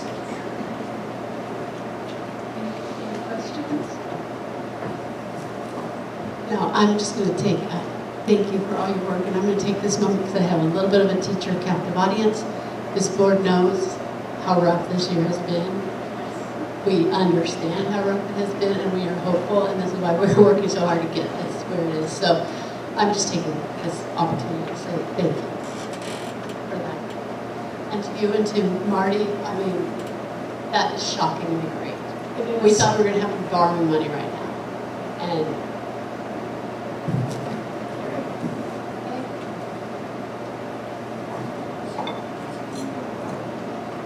Budget status, third slide. So I want to call your attention to the debt service fund. So we've had that, those are funds that have been in our debt service fund since likely the Jefferson Elementary School construction project. I believe that was the last one on record for our district. And so those funds are specific to capital improvements directed, related to bonds. And so Sarah, Sandy, myself, and Michelle went to an event on May 20th at D.A. Davidson, and we sold $30 million of bonds. And so within 2 weeks, you'll see that deposited into the debt service fund. So that will start to address the soft cost related to building Port Angeles High School and also Franklin Elementary School. it was very exciting. All right, so you're up next with enrollment.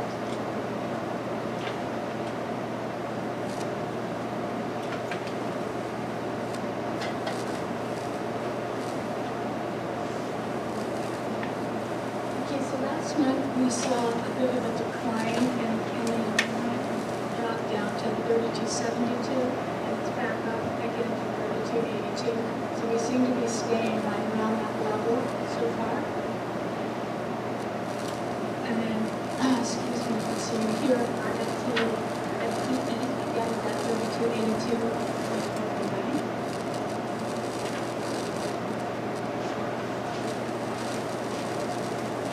Our hit count shows more increase in our FTE, and that's not unusual for pretty common, given all the different variances and jumping and addressing those things earlier in this report.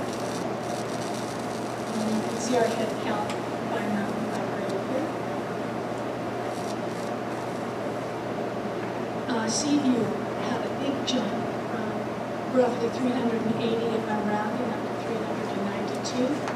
So that's very encouraging because that's just getting more kids into our programs. Our CTE is remaining pretty steady, as is our Head Start. We did see a jump in special ed, and a lot of that is due to child find. And it is a pretty big jump from 656 to 664. That's all child find. And then our TK program continues just to remain steady. Any questions about that moment? All right. Thank you. Thank you, Karen.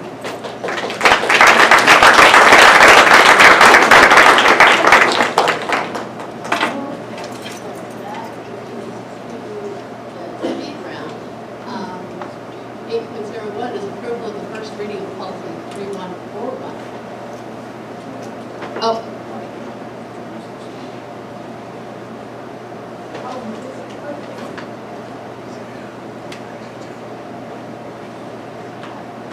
Good evening. Policy 3141 regards choice transfer students from outside our district who are applying to come into the district. And there's just one line that we are proposing to change, the policy committee is proposing to change. And there are different reasons that a superintendent can accept or reject an application for a student from out of our district to come in. And the wording on one of those is that whether acceptance of the non-resident student would result in the district experiencing significant financial hardship.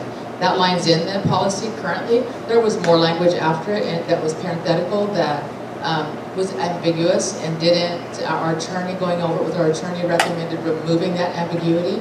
And so we've just removed that parentheses after it. Everything else in here remains the same.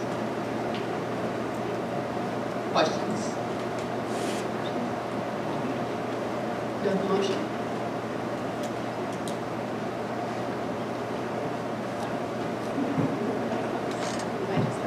I move to approve resolution, first reading of policy 3141.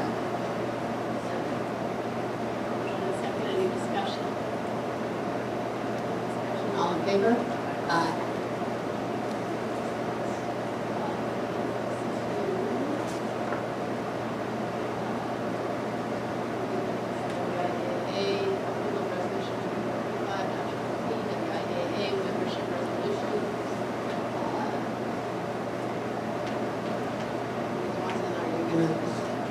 Is not here. So this is our standard resolution for WIAA. It gives us our classification. It's an annual certification process, routine business. Just bringing it to you for execution this evening so that we remain at 2A classification for next year. Do I have a motion? Second? Moved and seconded. Any discussion? All in favor? Now we're on to community comments on non-agenda items. We have letters that have been sent in a timely fashion to the Office of the Superintendent, which will be read into the record, and then we will start calling folks off the signage sheet. So, you know what, I'm holding this, I'm just going to begin. We have a letter here from Sharon Critchler, 905 West 9th Street. Dear members of the school board, education is part of a big, big system. Those of us who have committed our lives to it and understand the structure and complexity of the system, we find a place where we can make a difference, and then we do just that, make the lives of children and young people better. One of the potentially pivotal roles in every school is the principal. I've worked since starting teaching in 1981 with nearly 30 principals. Each brings a desire to make a school effective, and each person uses their skills and personality to accomplish the vast array of tasks involved in administrating a school. It is a rare, nearly a unique situation where a principal has the combination of characteristics that Madeline Kundal has. She has keen intelligence and is able to comprehend and analyze and remember huge amounts of material. She has a strong work ethic and does not give less than her best, energetic effort. Madeline is aware, meaning that she seeks to understand at all levels of communication. One element of effectiveness that differentiates Madeline Kundal from many administrators is that she has courage. When you work within a big, complex system, it takes real courage to build trust and create meaningful change. Teachers and administrators are change agents. They are good at what they do. We optimize situations, we create opportunities for growth. We believe that people can find success and satisfaction, and we make it more likely to occur. I want to work with a school principal who has an ambitious vision and leads the teaching and support staff to make the vision take shape. Roosevelt needs to support the courage and vision that our principal, Madeline Kundal, has to make children in our care successful. Sharon Critchler.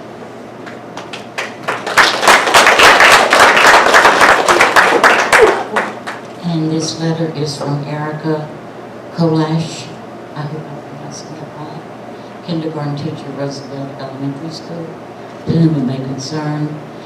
I'm writing this letter in support of Madeline Kundal, principal of Roosevelt Elementary School, as a new teacher to the district and the state this year. I've had the unique opportunity to view her school leadership through a fresh lens, and I can say without hesitation that Ms. Kundal, stands out as an exceptional administrator. Throughout my career, I've worked under the guidance of 4 different administrators in other districts. While each had their strengths, none had matched the level of consistent support and responsiveness that I have experienced working with Mrs. Kundal. From my first day at Roosevelt, it was clear to me that she makes it a priority to ensure that staff feel heard, valued, and supported. One of the most impactful aspects of Ms. Kundal's leadership is her unwavering support for teachers and staff and her dedication to creating a positive and respectful learning environment for students. She does not shy away from challenging situations, particularly in matters of student behaviors, and ensures that we are not left to navigate them alone. She consistently addresses problems with respect for everyone involved and works with teachers, staff, and students to ensure that the best solution available is implemented to solve the problem. She works collaboratively with staff to address concerns promptly and professionally. Ms. Kundal is also very proactive In identifying and solving issues with the school, she never overlooks a problem or dismisses a concern. Instead, she approaches challenges thoughtfully and with a solutions-oriented mindset, always seeking what is best for both students and staff. Whether it is a small classroom issue or a broader school-wide concern, she is responsive and engaged in finding a resolution. In my experience, it is rare to work with an administrator who is as hands-on, receptive, and truly invested in the success of the entire school community. Ms. Kundal brings a sense of calm leadership and clear communication that fosters a positive and productive environment for learning and teaching. I feel fortunate to work under the leadership of such a dedicated and capable principal.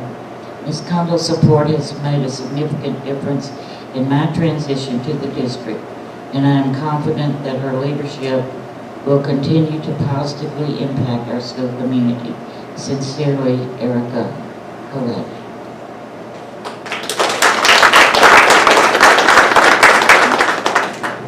I'm going to read a letter that will be added to the record. And did you have an opportunity to count the number? Oh, there are 44 signatures. Subject letter in support of Principal Madeline Kundal. Dear members of the school board, we are writing to express our strong support for Roosevelt Principal Madeline Kundal and to address the recent criticism that have been directed towards her. We have witnessed Madeline's leadership, dedication, and positive impact on our school community firsthand. Madeline Kundal has consistently demonstrated strong leadership qualities, including excellent communication skills, a commitment to student achievement, problem solving through thoughtful, welcoming, and inclusive school environment.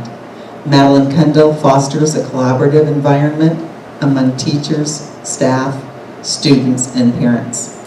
Madeline addresses concerns in a fair, objective, and transparent manner, fostering conflict resolution and relationship building in all facets, whether it be a classroom issue, a school-wide challenge, or behavior concerns.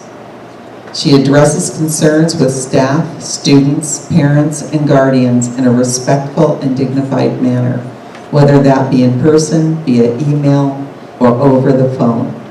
We believe Madeline Kundal is a valuable asset to our school and district. The recent criticism is a mischaracterization of Madeline Kundal's efforts and dedication and does not reflect the current climate at Roosevelt Elementary. Principal Kundal inherited a school that had limited administrative support and a staff that was comfortable with the status quo.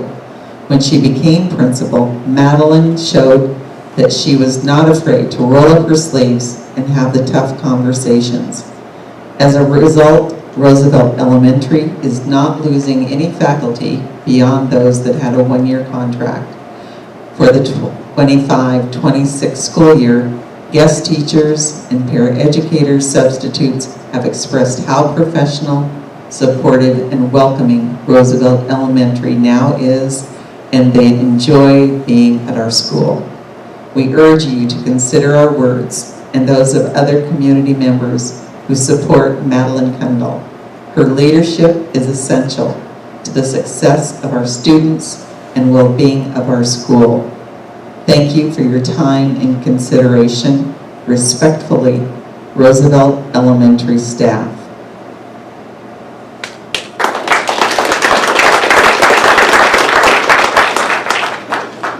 Dear Superintendent, Assistant Superintendent, and members of the school board, I understand that a parent has addressed the district and board expressing concerns about the effectiveness of Madeline Kundal as principal of Roosevelt Elementary. As a certificated staff member and observer of Ms. Kundal's service at Roosevelt for the past 2 years, I wish to state my complete confidence in her abilities and judgment. Working on issues such as bullying are difficult and bordered with factual responsibilities. Making decisions that satisfy all parties are at best difficult, but it is my experience that Madeline makes every effort to determine the best course of action given the circumstance. As far as morale and belief in our mission at Roosevelt, my colleagues and I, from the custodial staff and teaching staff, are all committed to our students and we support both the direction and management style Madeline has brought to Roosevelt. Sincerely, Heidi Becker, Roosevelt Elementary School.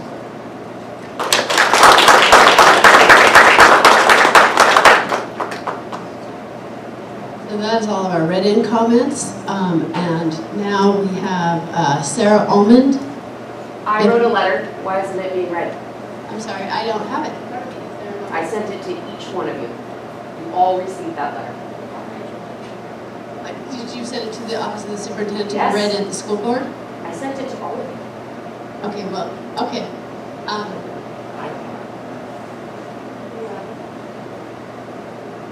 I apologize. I'm sorry. Generally, they are written to the office of the superintendent to be read at a school board meeting. So I'm sorry if it didn't get called out. That could slip through. We will get it. Oh. That was a letter that was sent last week to the school board, the superintendent and assistant superintendent. These letters have been submitted under the course of action that Casey read at the beginning of the meeting to be entered into the public record. You shared it as a complaint and an open investigation. You're Right. welcome to share that letter with us now. I can't read that letter in 3 minutes. It's Okay. real long. We've read the letter, but you're welcome to have 3 I wasn't minutes to speak notified to that the board. anybody read the letter because no one got back to me except Do you want to address the board and speak 3 minutes? yeah, I'd love to. You're up. Just need your name and address, and that's all I need. Thank you.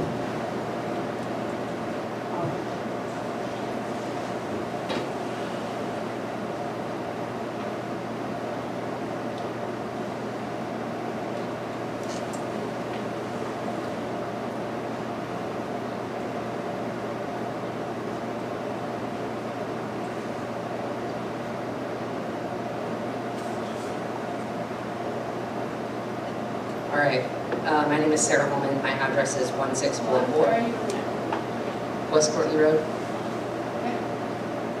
Let me just pull this up.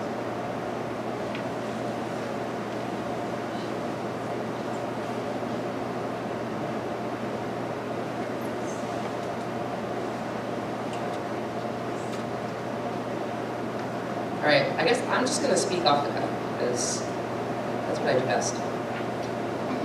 So I'm going to start with what I wrote while I was sitting here because I thought my letter was going to be read. I find it to be a very sad and disturbing commentary on the state of the school district when I'm standing here in front of you all, not because I think it will invoke change, not because I think any of you will listen to or even value what I have to say, not because I think there's any chance I will get a fair and unbiased investigation into my complaint, because I want my son to know that his mom did everything she could to fight for him and keep him safe when adults at his school failed him repeatedly. My entire perception of this district has been shattered, and I'm not alone. So I ask you this: when did policy trump student safety? Why are our bullies placated and protected? You will continue to see enrollment and funds fall as long as you ignore the cry of parents begging for change. You ask for our money and support for bonds and levies while dismissing the safety of our children. Kids are being harmed, bullied, and essentially nothing is being done. There is no transparency, no accountability. I love this community. I was born and raised here. All I asked for this entire last year was safety for my son and clarity on consequences and steps being taken to invoke change in another student's behavior. I received neither. I grew up in this district. I attended Roosevelt Elementary as a child, and I'm ashamed to see what it's become. My son is not alone in his struggle. Public schools are not safe. Please do better. The future of our children and their education depends on it. And I also want to touch on the fact that when you push all the people out of your school that disagree with you and replace them with only ones that do, everyone is going to agree with everything you say. That's all I'm going to say.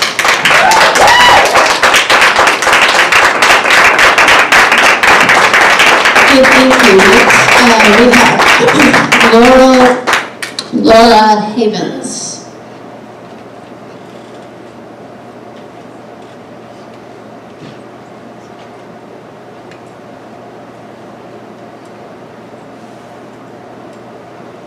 Good evening. Thank you for the opportunity to speak to the school board. My name is Laura Havens. I am currently functioning as the school counselor at Roosevelt Elementary School.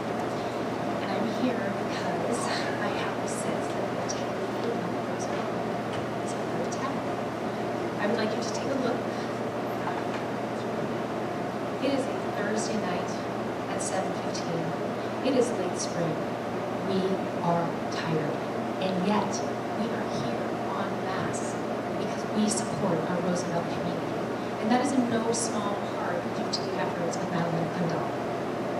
As someone who works closely with her, I've seen firsthand that she is not just an effective leader, she is an exceptional leader. She fosters this strong sense of community that brings almost an entire school out on a Thursday evening in spring, because she's not afraid to have courageous conversations when needed, or to ensure that we're all meeting high standards.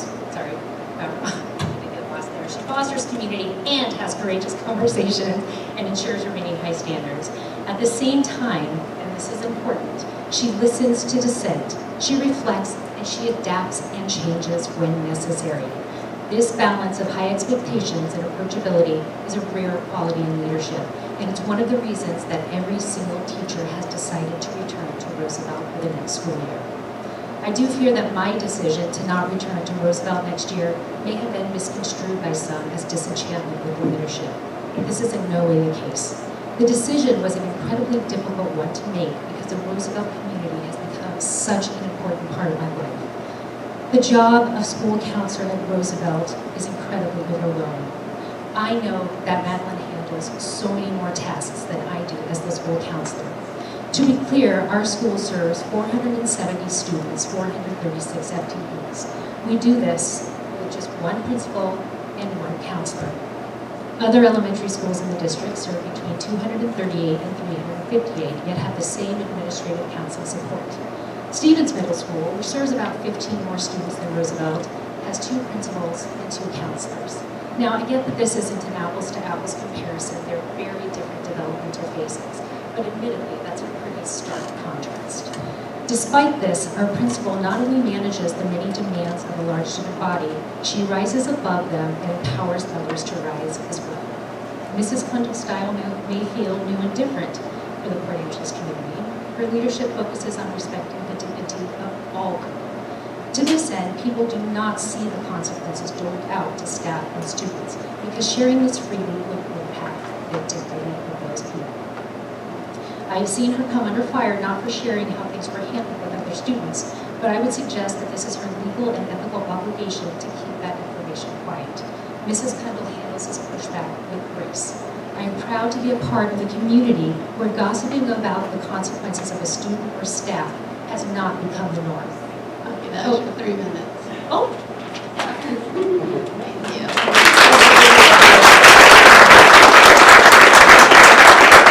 Okay, Hannah Hockett.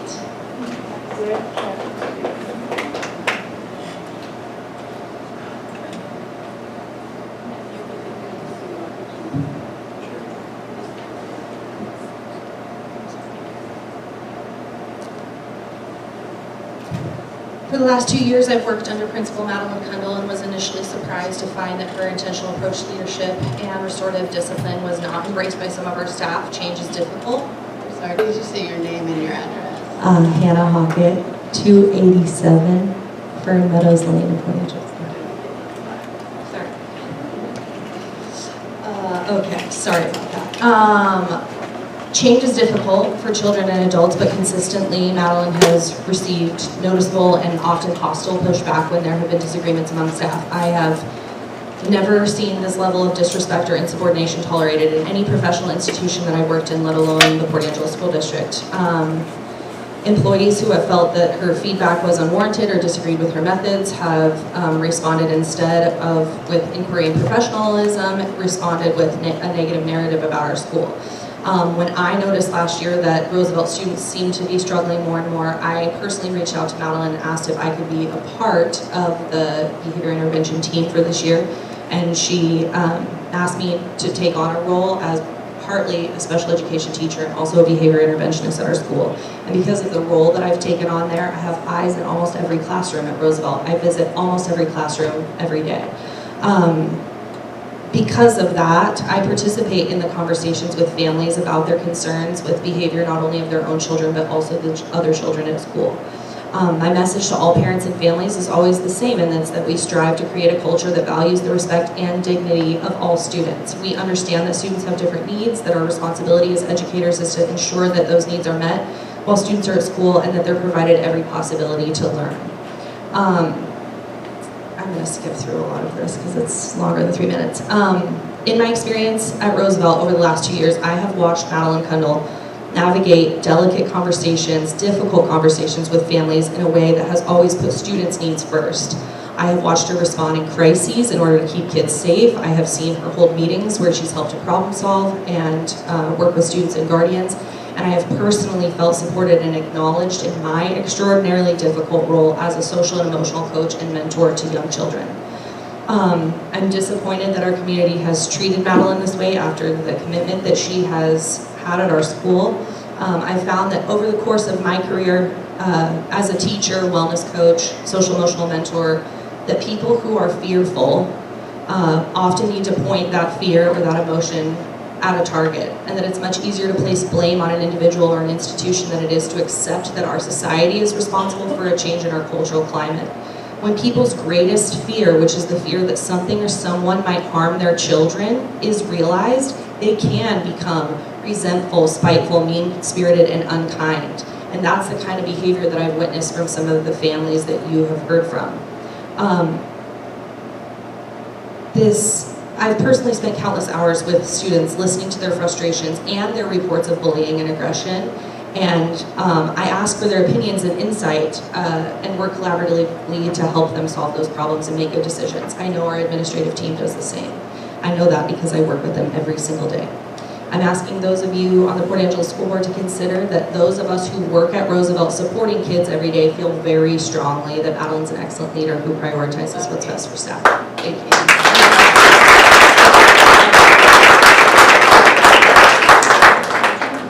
All right, we have Gerald Wood.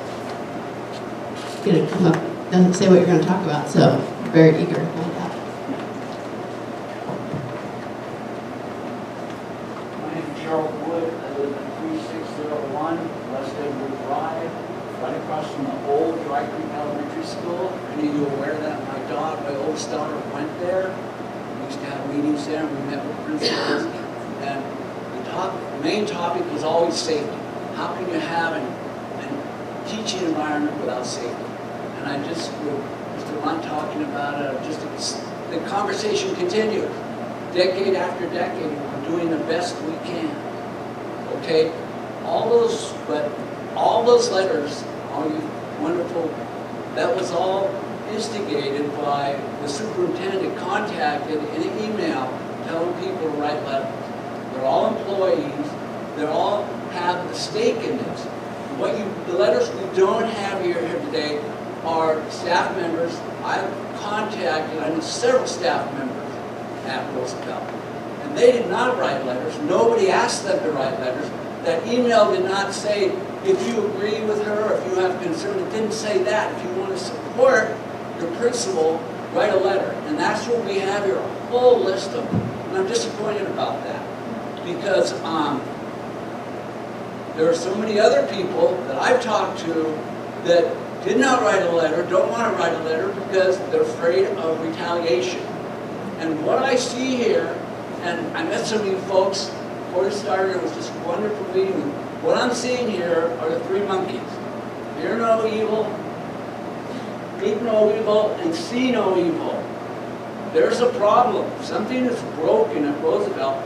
And the only reason I'm here is I wanted it recorded. So when this really blows up, and some bully, which is enabled to be a bully out in that school and not be taken away from the population, does something crazy, you guys have in your recording what I'm saying. Someone's not listening. There's something broken at Roosevelt. I understand the motivation why you guys all wrote those letters. If I worked at Roosevelt, I would have wrote a letter too.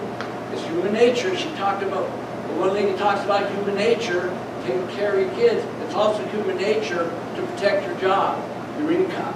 Every one of those letters were biased. That's it. My time is up.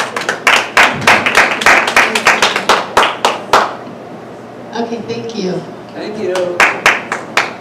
Okay, yeah, we're not going to have any back and forth here. Next we have Lyle Hibbler. Okay, thank you. And Sarah Thomas.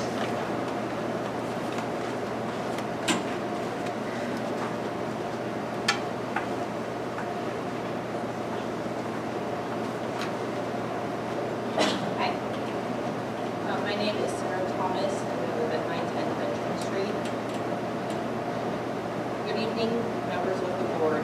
My name is Sarah Thomas, and I'm the mother of Lily Thomas, a senior at Port Angeles High School. I'm here today to express my serious concerns about the scholarship notebook submission process. Despite all of Lily's hard work, her notebook was never received due to a technical issue with the submission process. She believed she had completed everything. No one followed up. Weeks turned into months, and it wasn't until Lily herself went to ask about it that we found out that her notebook was never officially submitted.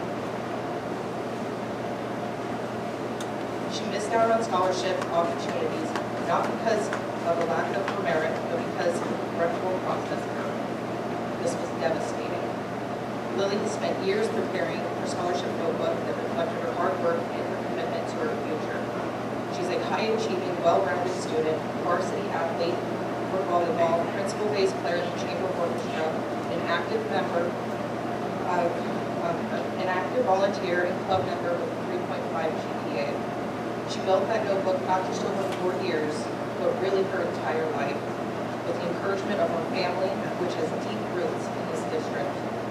Her grandparents served as educators in Port Angeles for over 40 years. This community and this school system means something to us.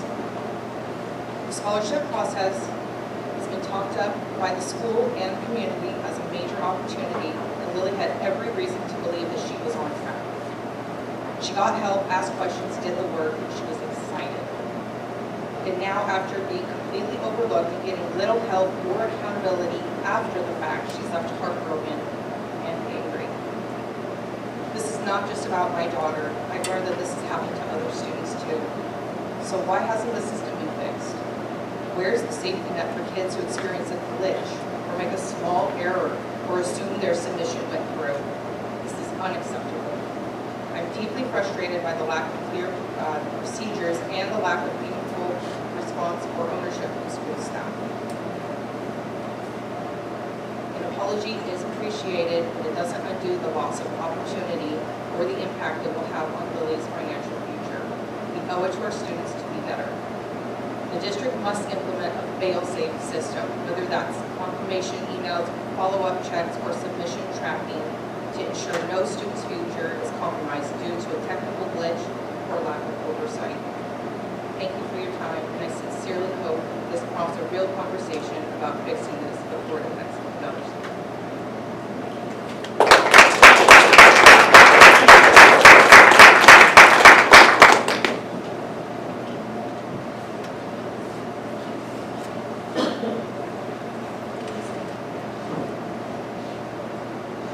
So with that, we're going to go Board of Directors comments.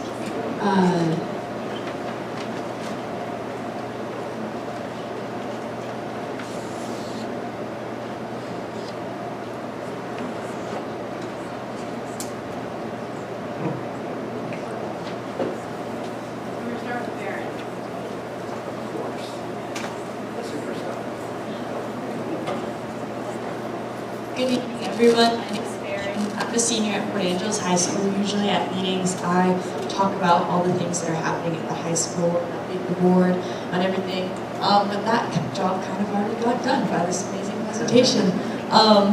What I can fill you in on that didn't quite get added because there are so many things. Our spring sports doing amazing. I do track, as you heard earlier, so I'm a little biased. I love track. We had multiple people break records both at the school and the Olympic League Championships, which was amazing. Like they commented on all of our music, choir, orchestra, and band. We went to competitions and it was amazing. We have our final concerts coming up, and I would highly recommend if you can make it to those. They're really fun. They're really amazing. And yeah, I mean, it's the busiest time of year. We're getting ready to graduate in the next couple of weeks here. We're all really excited. That's really all I have to add for tonight.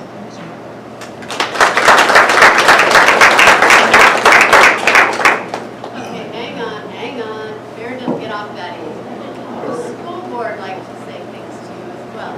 You want her up here? All right.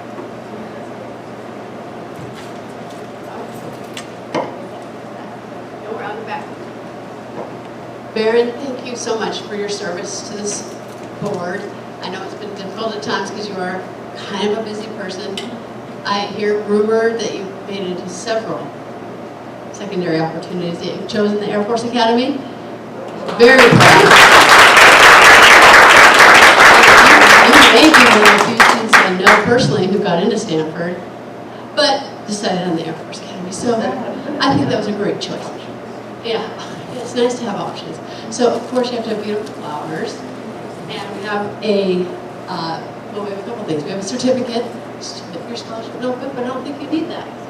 In recognition of her outstanding service as the student representative of Port Angeles High School to the Port Angeles School District Board of Directors, we honor her dedication, leadership, and thoughtful voice in representing her peers. Her commitment to student advocacy and her contribution to district discussions have made a lasting impact. With gratitude, we celebrate her role in shaping a stronger, more inclusive school community. So that's for you. And then I'll let you open it. It's for you.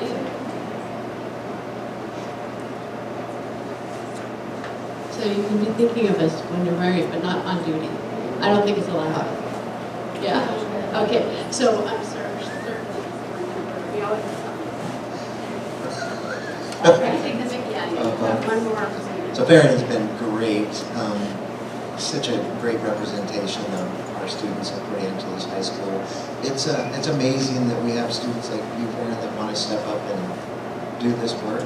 But and sometimes, you know, typical adolescents may not see the importance of it. You definitely do.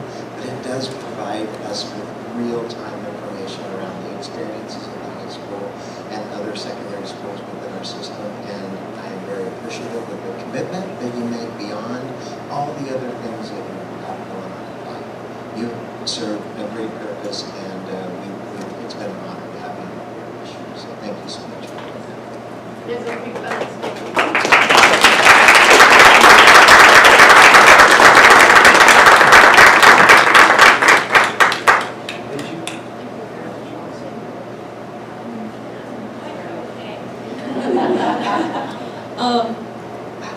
I'm sorry. I've gone to serve on this board all year, and I'm really grateful for the opportunity to get to speak with the people that I've been going to school with all the time that I've lived here. It feels really full circle that I've been in this district since I was in kindergarten, and now I get the chance to see all of the things that happen behind the scene to make it so that everybody has the best opportunity possible. I'm really grateful for all the work that everybody does. It's really cool seeing everybody from Roosevelt here. I went to elementary school at Roosevelt.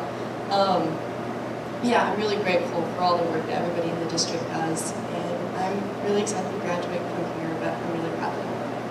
Thank you.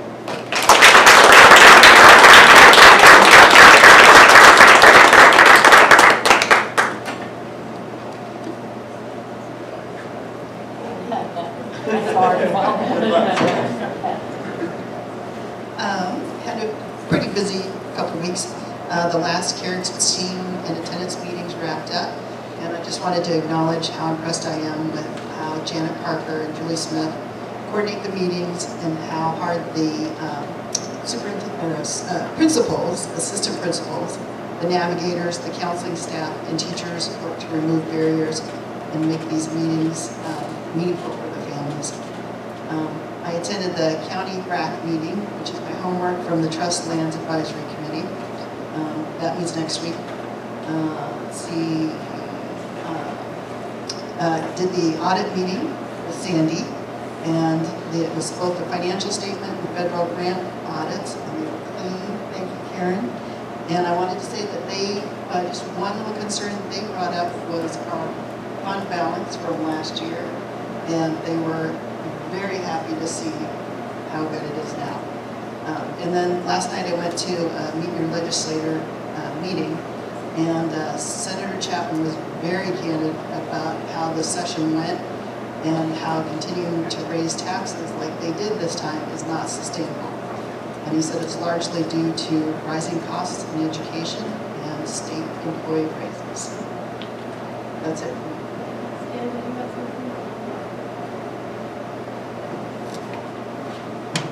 Okay, this is a proud grandma moment since the Roosevelt staff is here. They served my Aubrey Hebert very well, and she has very special memories of all of you. And so when she had her senior pictures taken this year, one is at the bell at Roosevelt Elementary School. She said, I have to have Roosevelt in there. The next one that she had was Stevens, and then the next one she had was the high school. She had lovely pictures taken by the Lower Elwha River and all of those. I was not expecting a moment for each of the schools that she attended. So my heartfelt thanks and love to all of you who cared for her and left such an impression that she wanted it for posterity in her book. Thank you.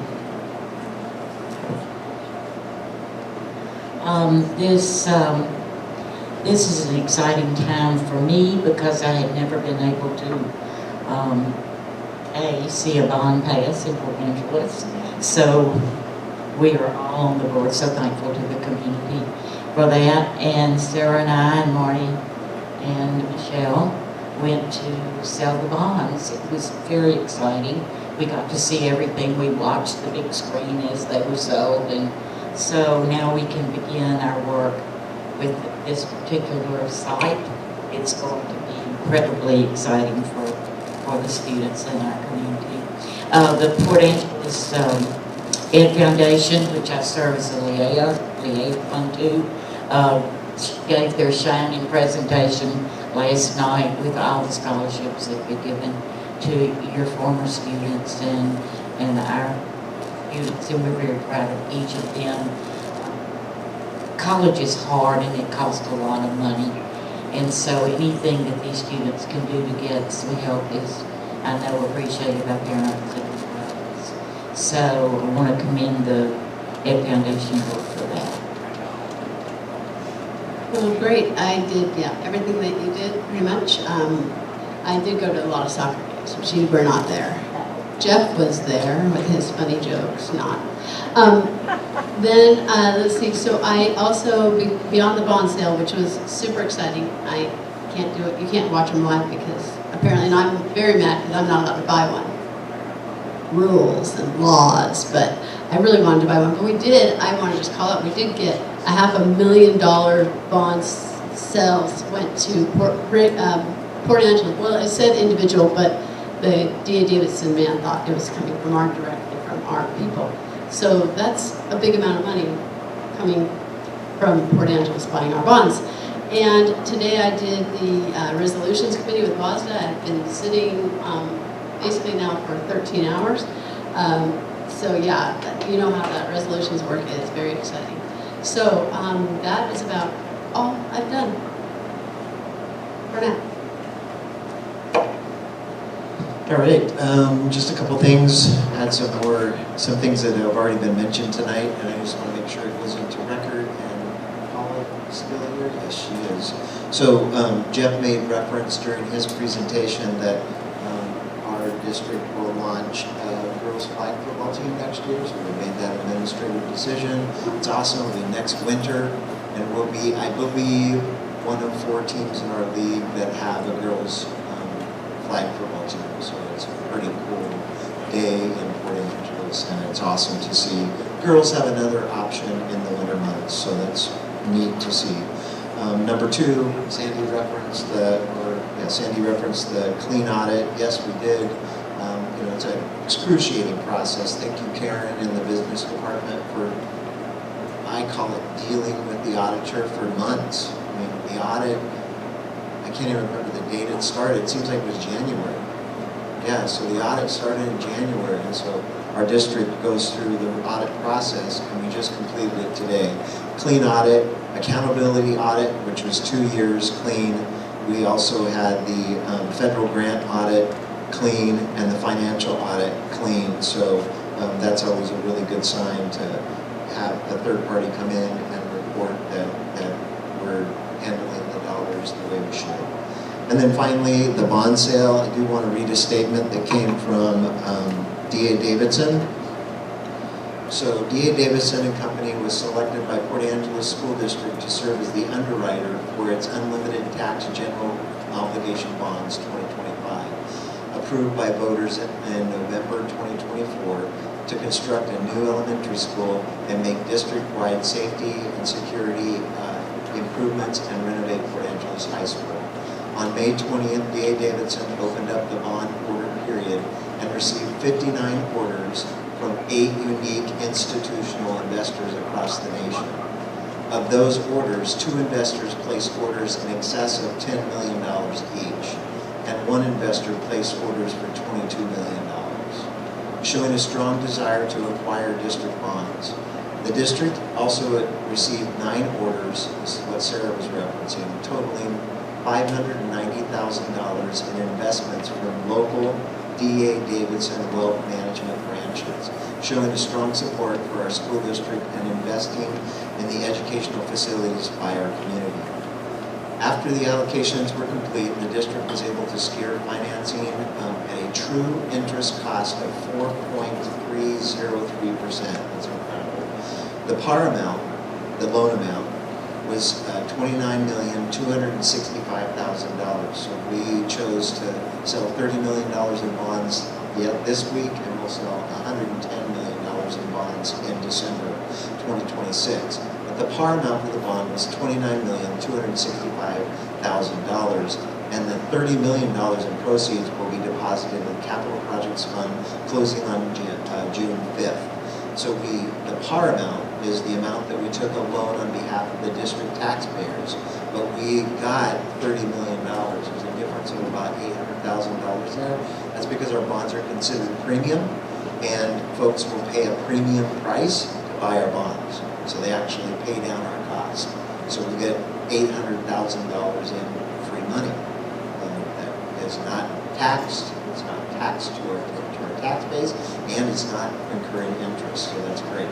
This is the first bond issue approved as a part of the voter approved authorization of $140 million.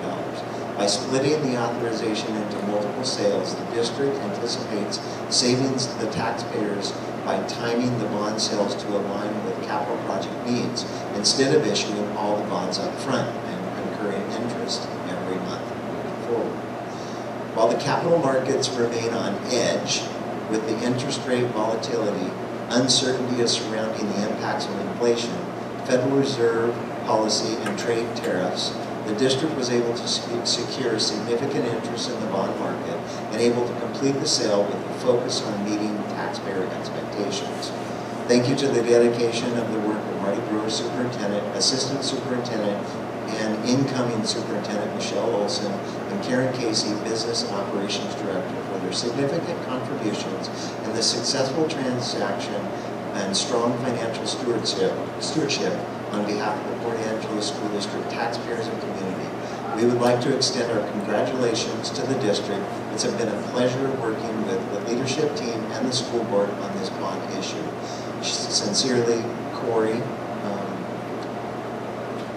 Flaker, Managing Director of D.A. Davidson.